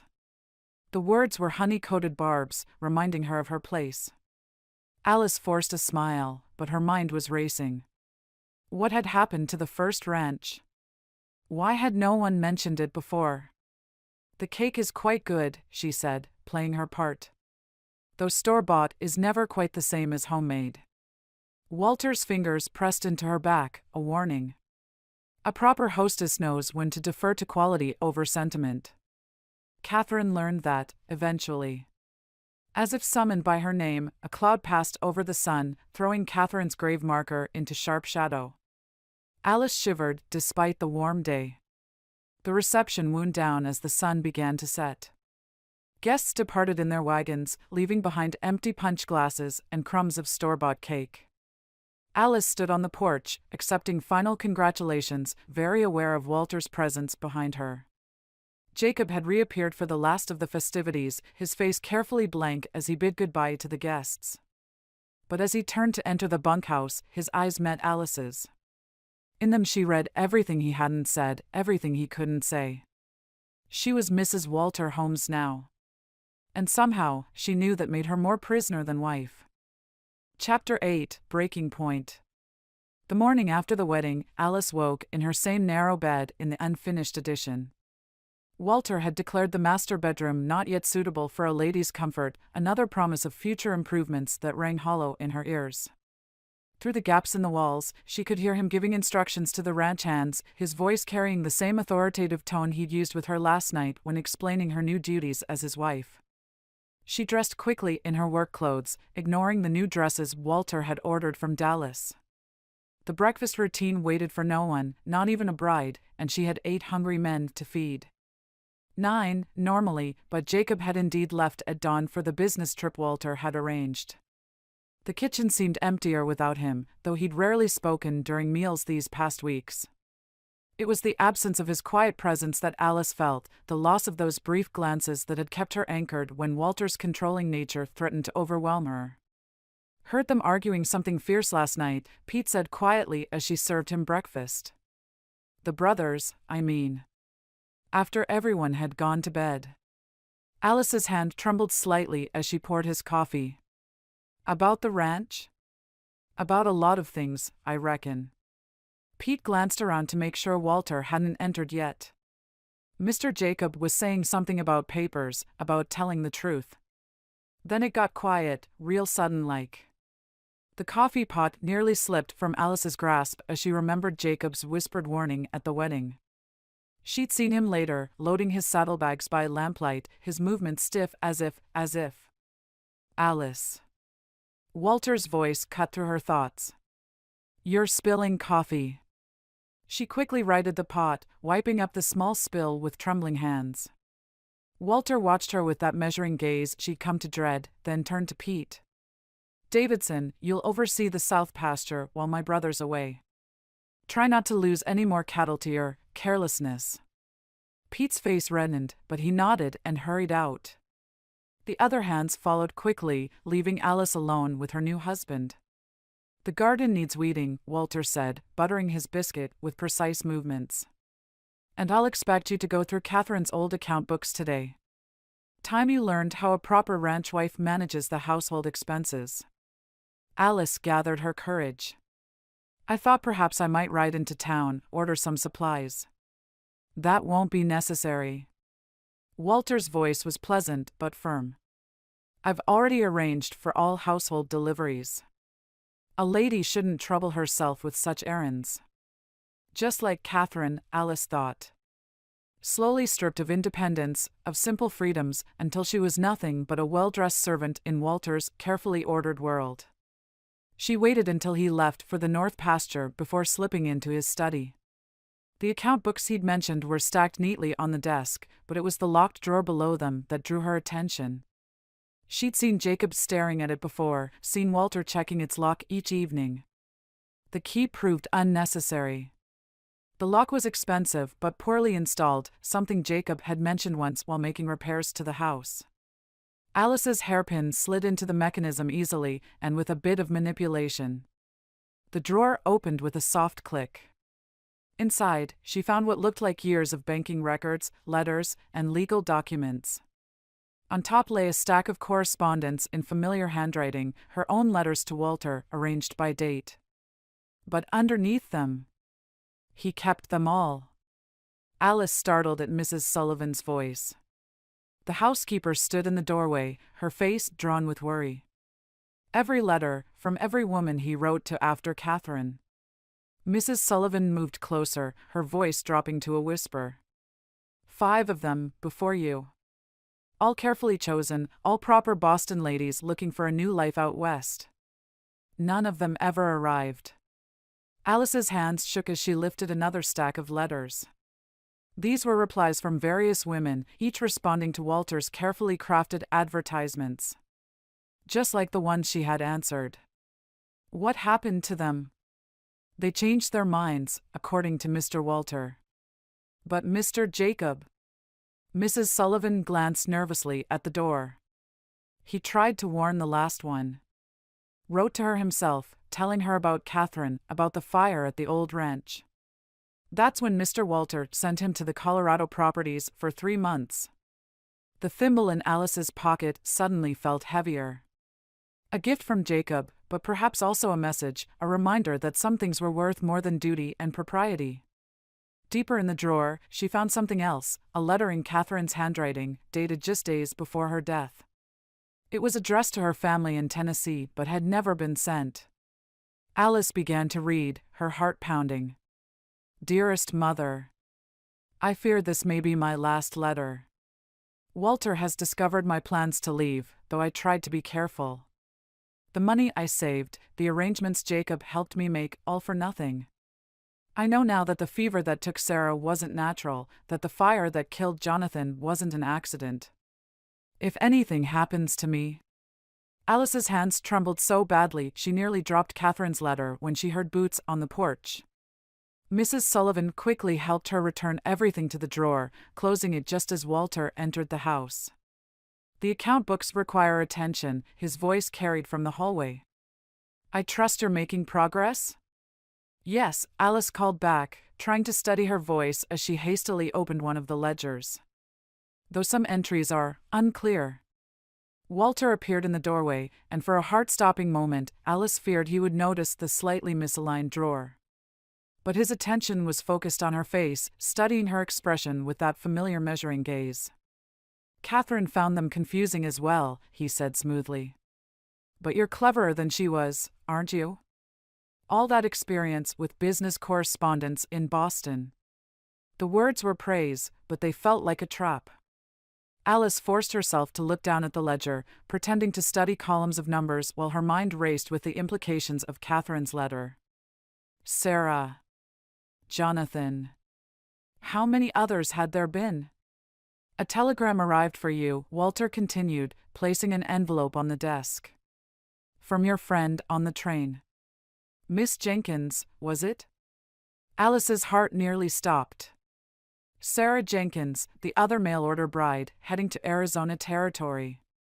With trembling fingers, she opened the telegram. Regret to inform Stop Sarah Jenkins found deceased. Stop circumstances suspicious. Stop local authorities investigating. Stop. Alice froze. Why in the world were the authorities notifying her? And then she remembered that she'd given the girl her name and new address in case she ever needed anything. The authorities must have found it and assumed she was kin. How unfortunate, Walter said, watching her reaction. So many dangers out west for unprepared women. Fever, accidents, suspicious characters. He paused meaningfully. Best to stay close to home, wouldn't you agree? Alice managed to nod, though bile rose in her throat. She remembered Sarah's laugh on the train, her dreams of a new life, her brushing off Alice's concerns about her intended's vague letters. I should check on dinner preparations, she said, rising on unsteady legs. Of course. Walter stepped aside to let her pass, then added, Oh, and Alice? I'll need to review any correspondence you send out. For your protection, naturally. These are dangerous times.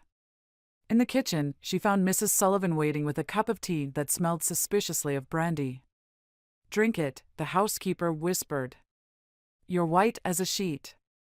Alice sank into a chair, the telegram crumpled in her fist. Sarah Jenkins is dead. The lady from the train? The one you told me about after you arrived? Mrs. Sullivan crossed herself. Lord have mercy. Was it? Suspicious circumstances, Alice quoted bitterly. Just like the fever that wasn't natural, and the fire that wasn't an accident. The housekeeper glanced nervously at the door. Mr. Jacob tried to warn you. He's been trying to gather proof, but Mr. Walter is careful. So very careful. The papers in the drawer, Alice said suddenly. They're proof of something, aren't they? That's what their argument was about last night. Mrs. Sullivan nodded slowly. Mr. Jacob found something in town. Bank records, I think, about insurance payments after the fire. But Mr. Walter caught him trying to show them to the preacher. That explained Jacob's stiff movements as he'd loaded his saddlebags. Not a business trip at all, but an enforced absence, or worse. The rest of the day passed in a fog of terror and calculation. Alice went through the motions of her duties, hyper-aware of Walter's presence whenever he was near. She caught Pete watching her with concern as she served dinner, saw the way he noted her trembling hands and too pale face. That night, after Walter had retired to his study with his usual glass of whiskey, Alice slipped out to the garden. Catherine's grave seemed to glow in the moonlight, the marker casting long shadows across the flourishing vegetable beds. I understand now, she whispered to the stone. Why you planned to run, why you trusted Jacob to help you. A sound behind her made her spin around, heart racing, but it was only Pete, moving carefully in the darkness. Got word from Mr. Jacob, he said quietly, pressing a folded note into her hand. He managed to send it with a cattle buyer heading this way. Says for you to be ready. Help is coming, but you need to hold on just a little longer. Alice clutched the note, not daring to read it in the moonlight where Walter might see from his study window. Is he all right? Bruised up some, but alive. He's in Austin, talking to people who might be able to help. People who investigated the fire at the old ranch and some other suspicious deaths in the territory. From the house came the sound of Walter's study door opening. Pete melted away into the darkness as Alice quickly tucked the note into her pocket alongside Jacob's mother's thimble. Admiring the garden by moonlight? Walter's voice carried across the yard. How poetic. Though you should be careful, the night air can be dangerous. Catherine learned that, eventually. Alice turned to face him, forcing herself to remain calm. I was just checking on the tomato plants. The frost might damage them. Always so practical, Walter said approvingly. Come inside now. A wife's place is with her husband, not wandering the grounds at night. As she followed him into the house, Alice felt the weight of Jacob's note like a burning coal in her pocket. Help was coming. She just had to survive until then.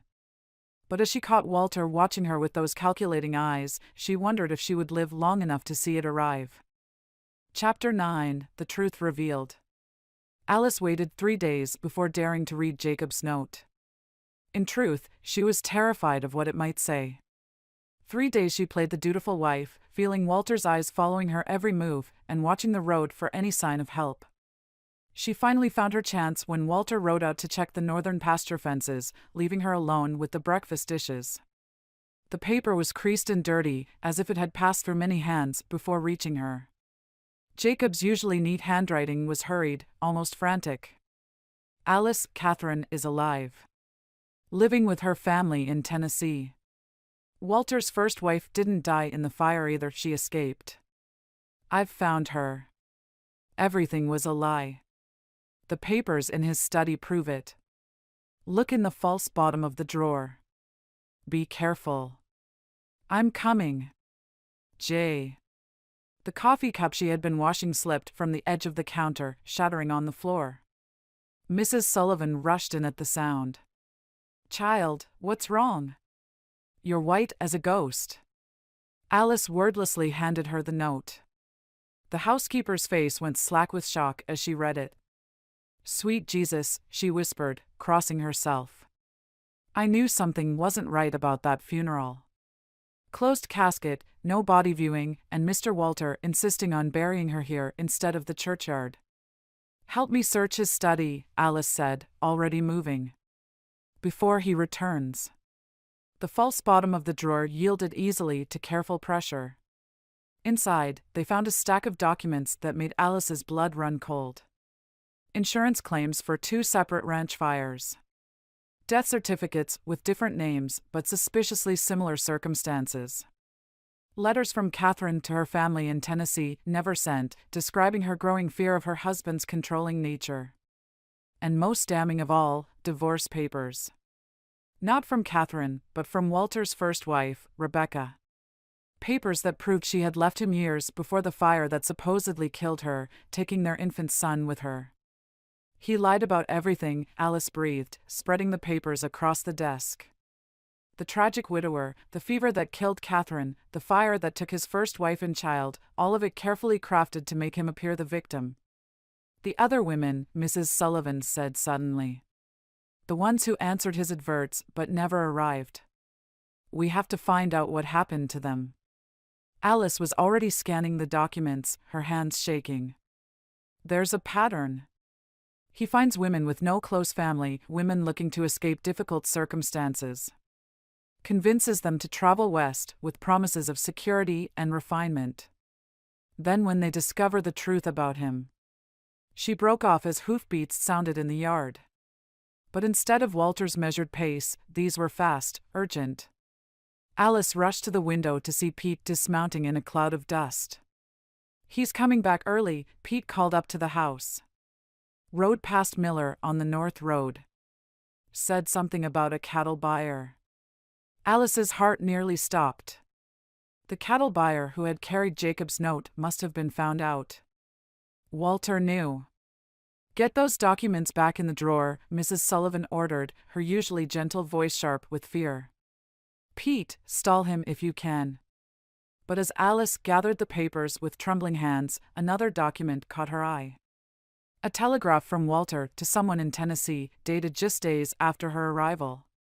Found her stop living with family stop handle its stop payment as arranged stop. He's having Catherine followed, Alice realized. He knows where she is, knows she's alive.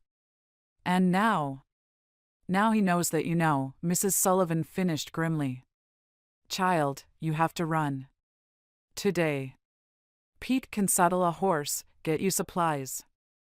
No. Alice stood straighter, her mother's words about strength echoing in her mind. Running is what he expects. It's what Catherine did, what his first wife did.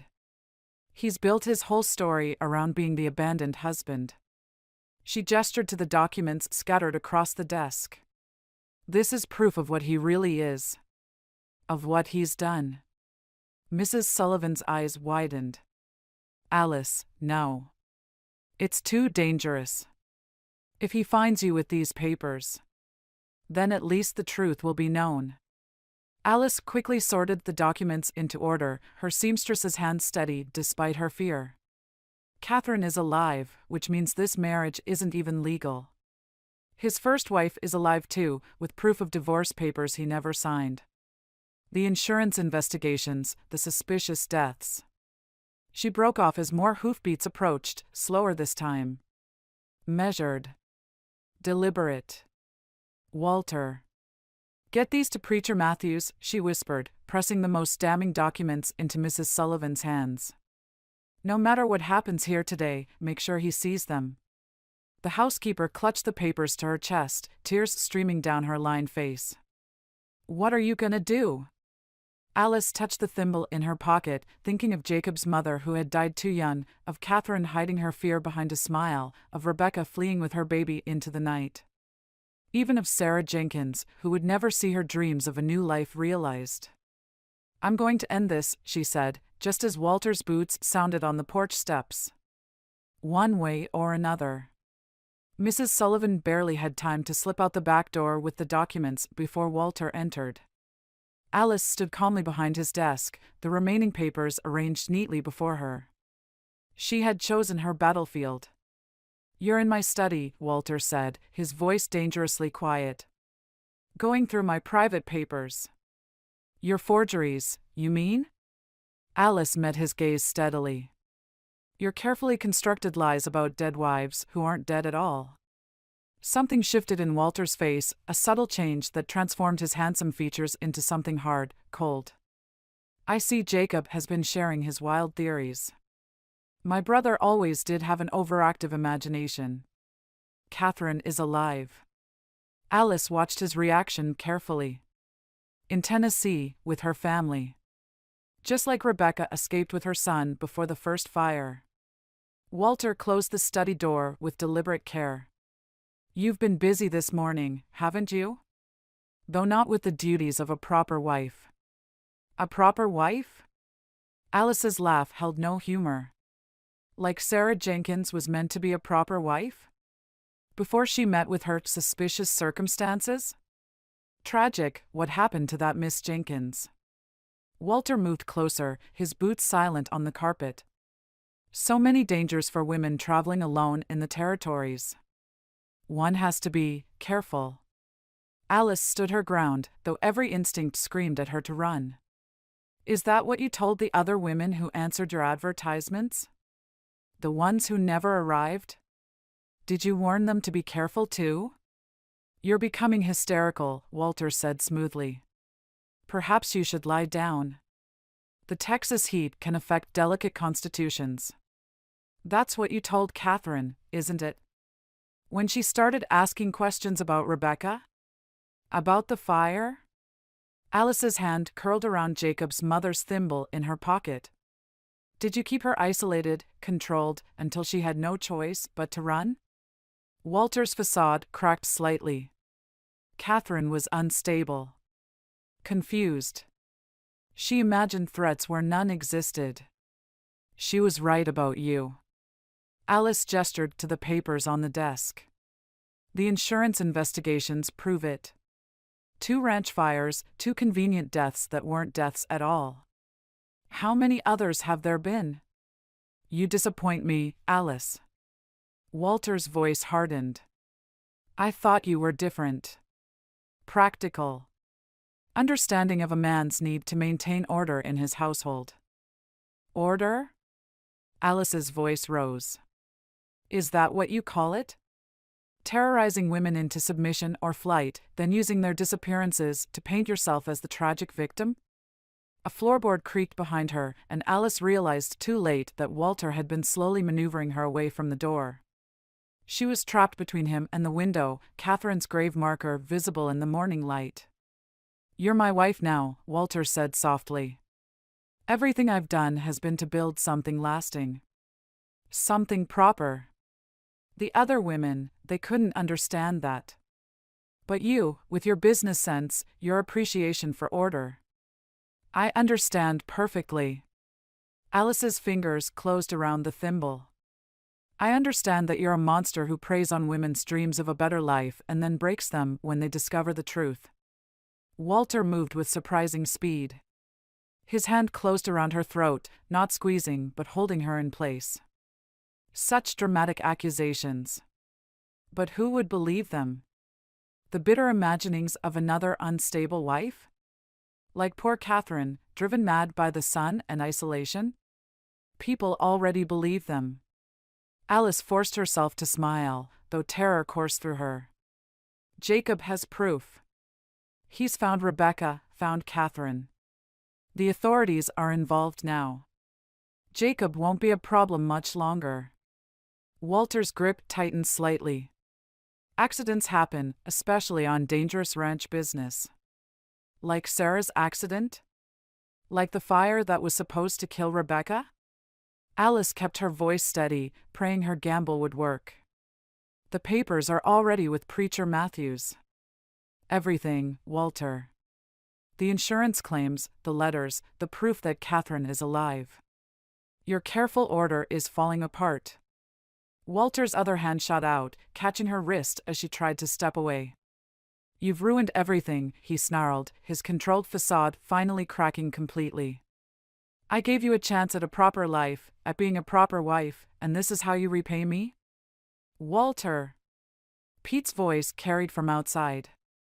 Riders coming. Looks like the marshal's office.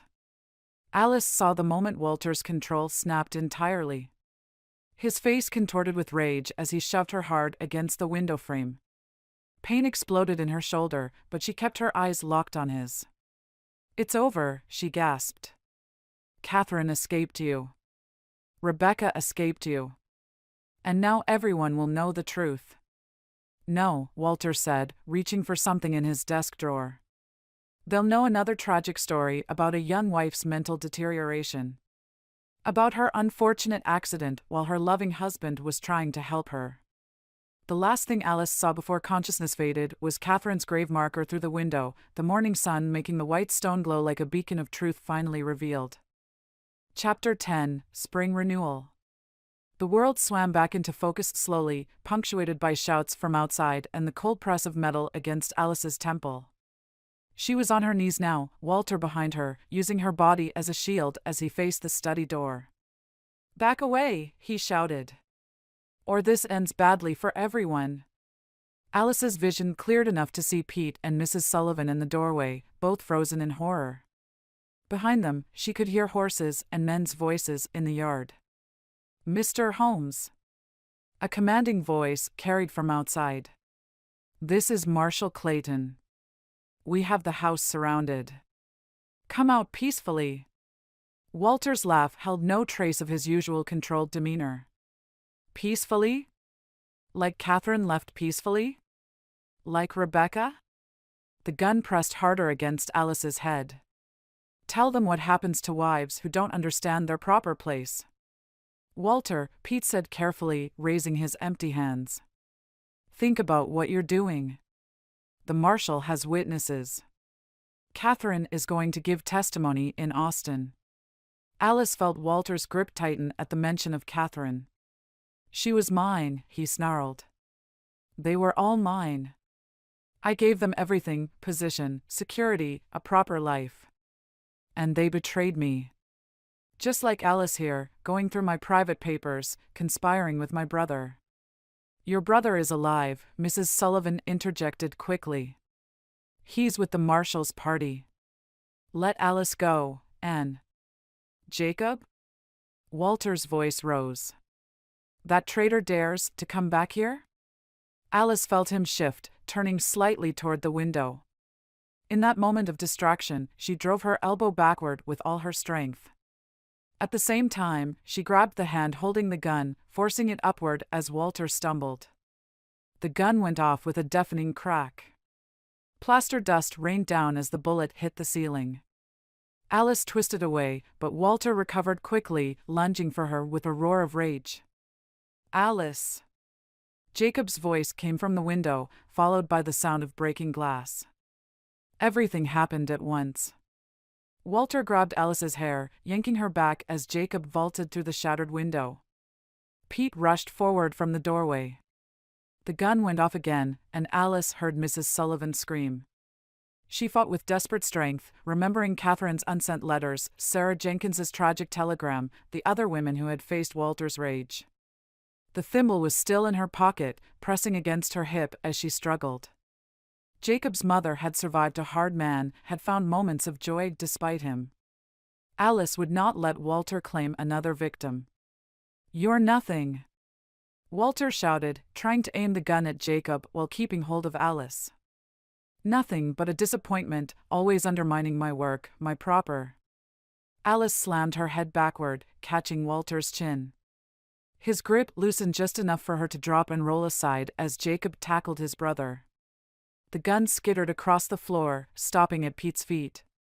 "It's over, Walter," Jacob said, pinning his brother down. Blood ran down his face from a cut on his forehead.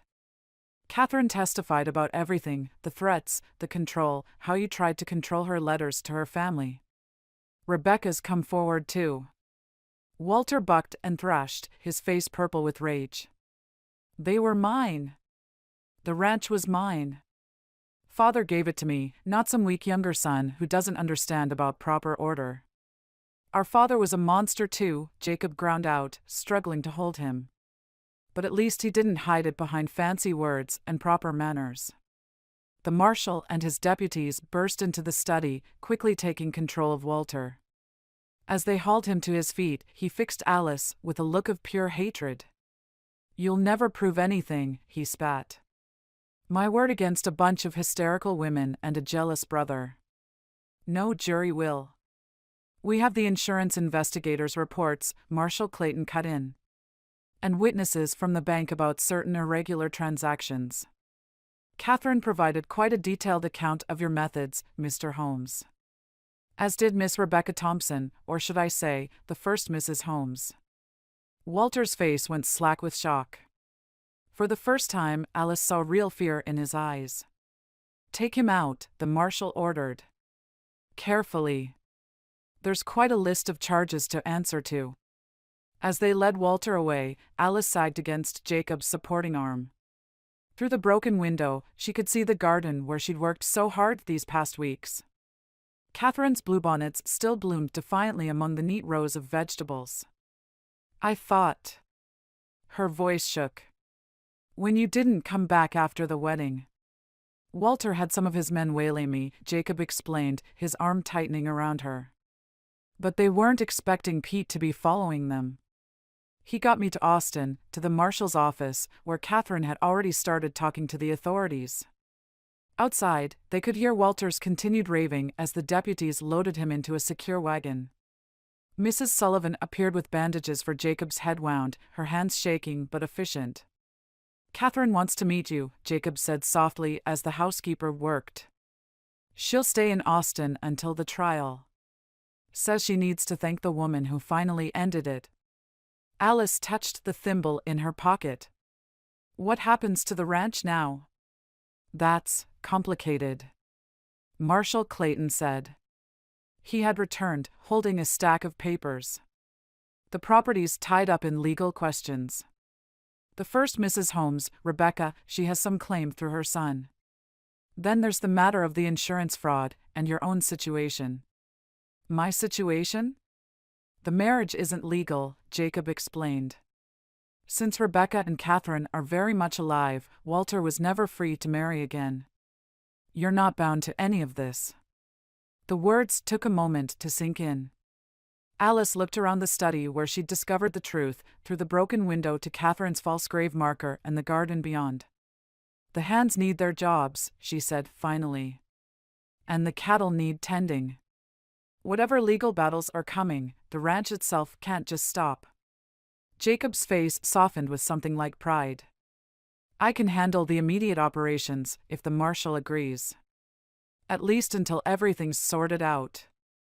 Actually, the marshal cleared his throat. Given the circumstances, we'd prefer to have someone with a clear head for business helping to untangle Walter's accounts. Someone who can work with the bank to trace all his dealings. He looked meaningfully at Alice. I understand you have experience with bookkeeping. A week ago, such a suggestion would have been scandalous.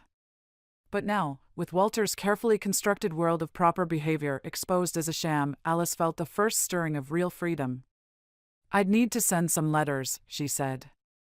To my former clients in Boston, to retrieve references about my business experience. No need, Jacob said quietly. All of us here will vouch for you. Alice stared at him. You were that sure I'd stay? His eyes met hers with the same intensity she remembered from their rides together. I was sure you deserved the choice. A real one, not Walter's manipulations. Mrs. Sullivan made a sound suspiciously like a suppressed chuckle as she finished bandaging Jacob's head. Through the window, Alice could see Pete organizing the other hands, maintaining the ranch's routine despite the morning's chaos. Life went on. The garden's doing well, she said thoughtfully. Those techniques Catherine developed, that Pete remembered, they work. The ranch could expand that side of operations, maybe supply vegetables to the growing towns nearby. Jacob smiled. Catherine would like that. She always said there was more to ranching than just cattle. There's more to everything than what Walter allowed, Alice replied. She turned to the marshal. I'll help with the accounts. And I'd like to write to Rebecca as well. Her son should know his legacy here when he's old enough. As the afternoon wore on, the ranch slowly returned to its normal rhythm. The marshal's men took Walter to the town jail, where he would await trial. Mrs. Sullivan organized a proper meal for everyone, though she insisted on serving it on the porch. Alice found herself sitting on the porch steps as sunset painted the sky in shades of gold and purple. Jacob settled beside her, careful of his bandaged head.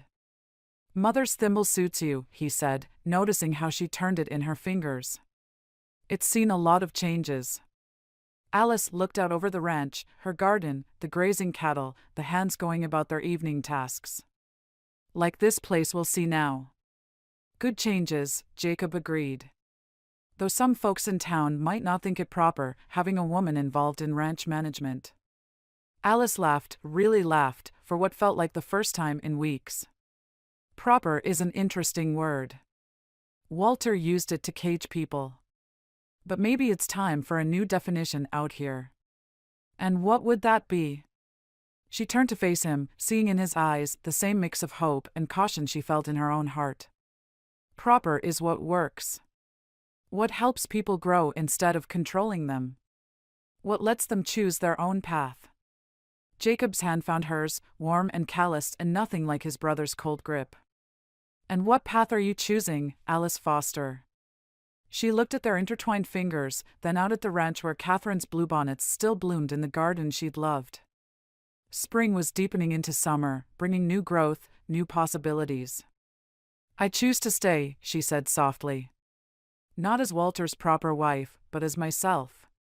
To help build something real here, something honest. She squeezed his hand. If you're willing to partner with a Boston seamstress who has some ideas about ranching. Jacob's smile held all the warmth his brothers had lacked. I think we can work something out.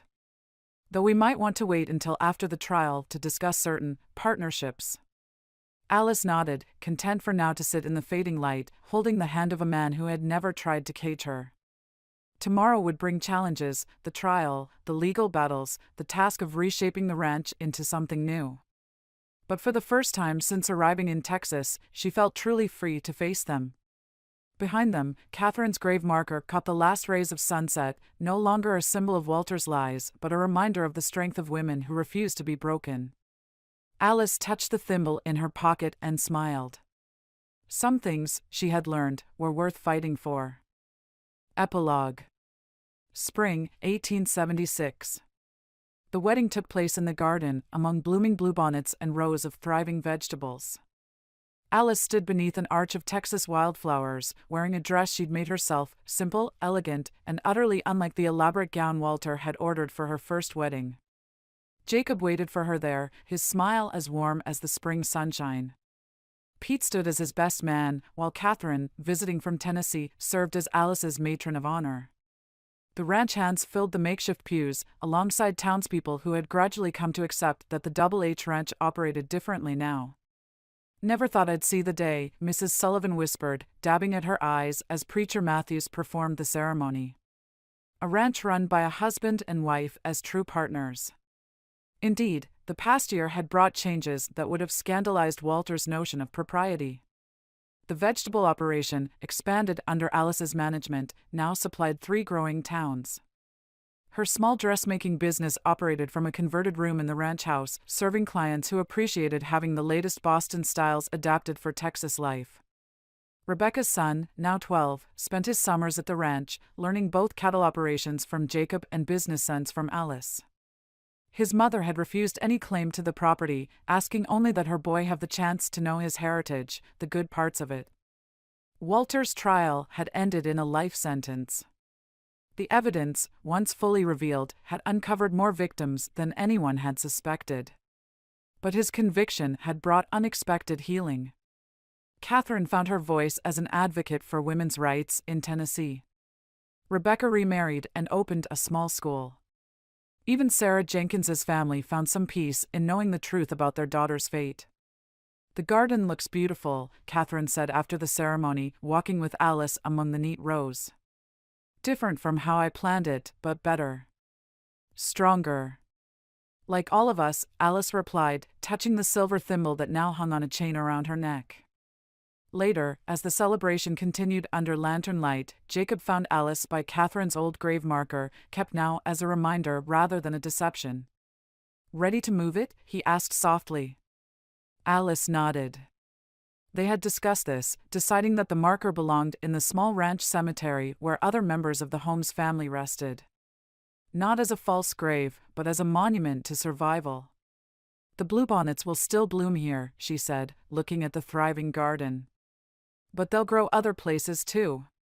Catherine taught us that beauty can survive anywhere, if you're brave enough to plant it." Jacob's arm slipped around her waist as the spring breeze carried the sound of laughter from their guests. "Speaking of planting," he said with a smile, "we might need to expand the vegetable plots again soon. Make room for smaller hands to learn gardening." Alice smiled at him warmly. "Yes. Hopefully, someday soon.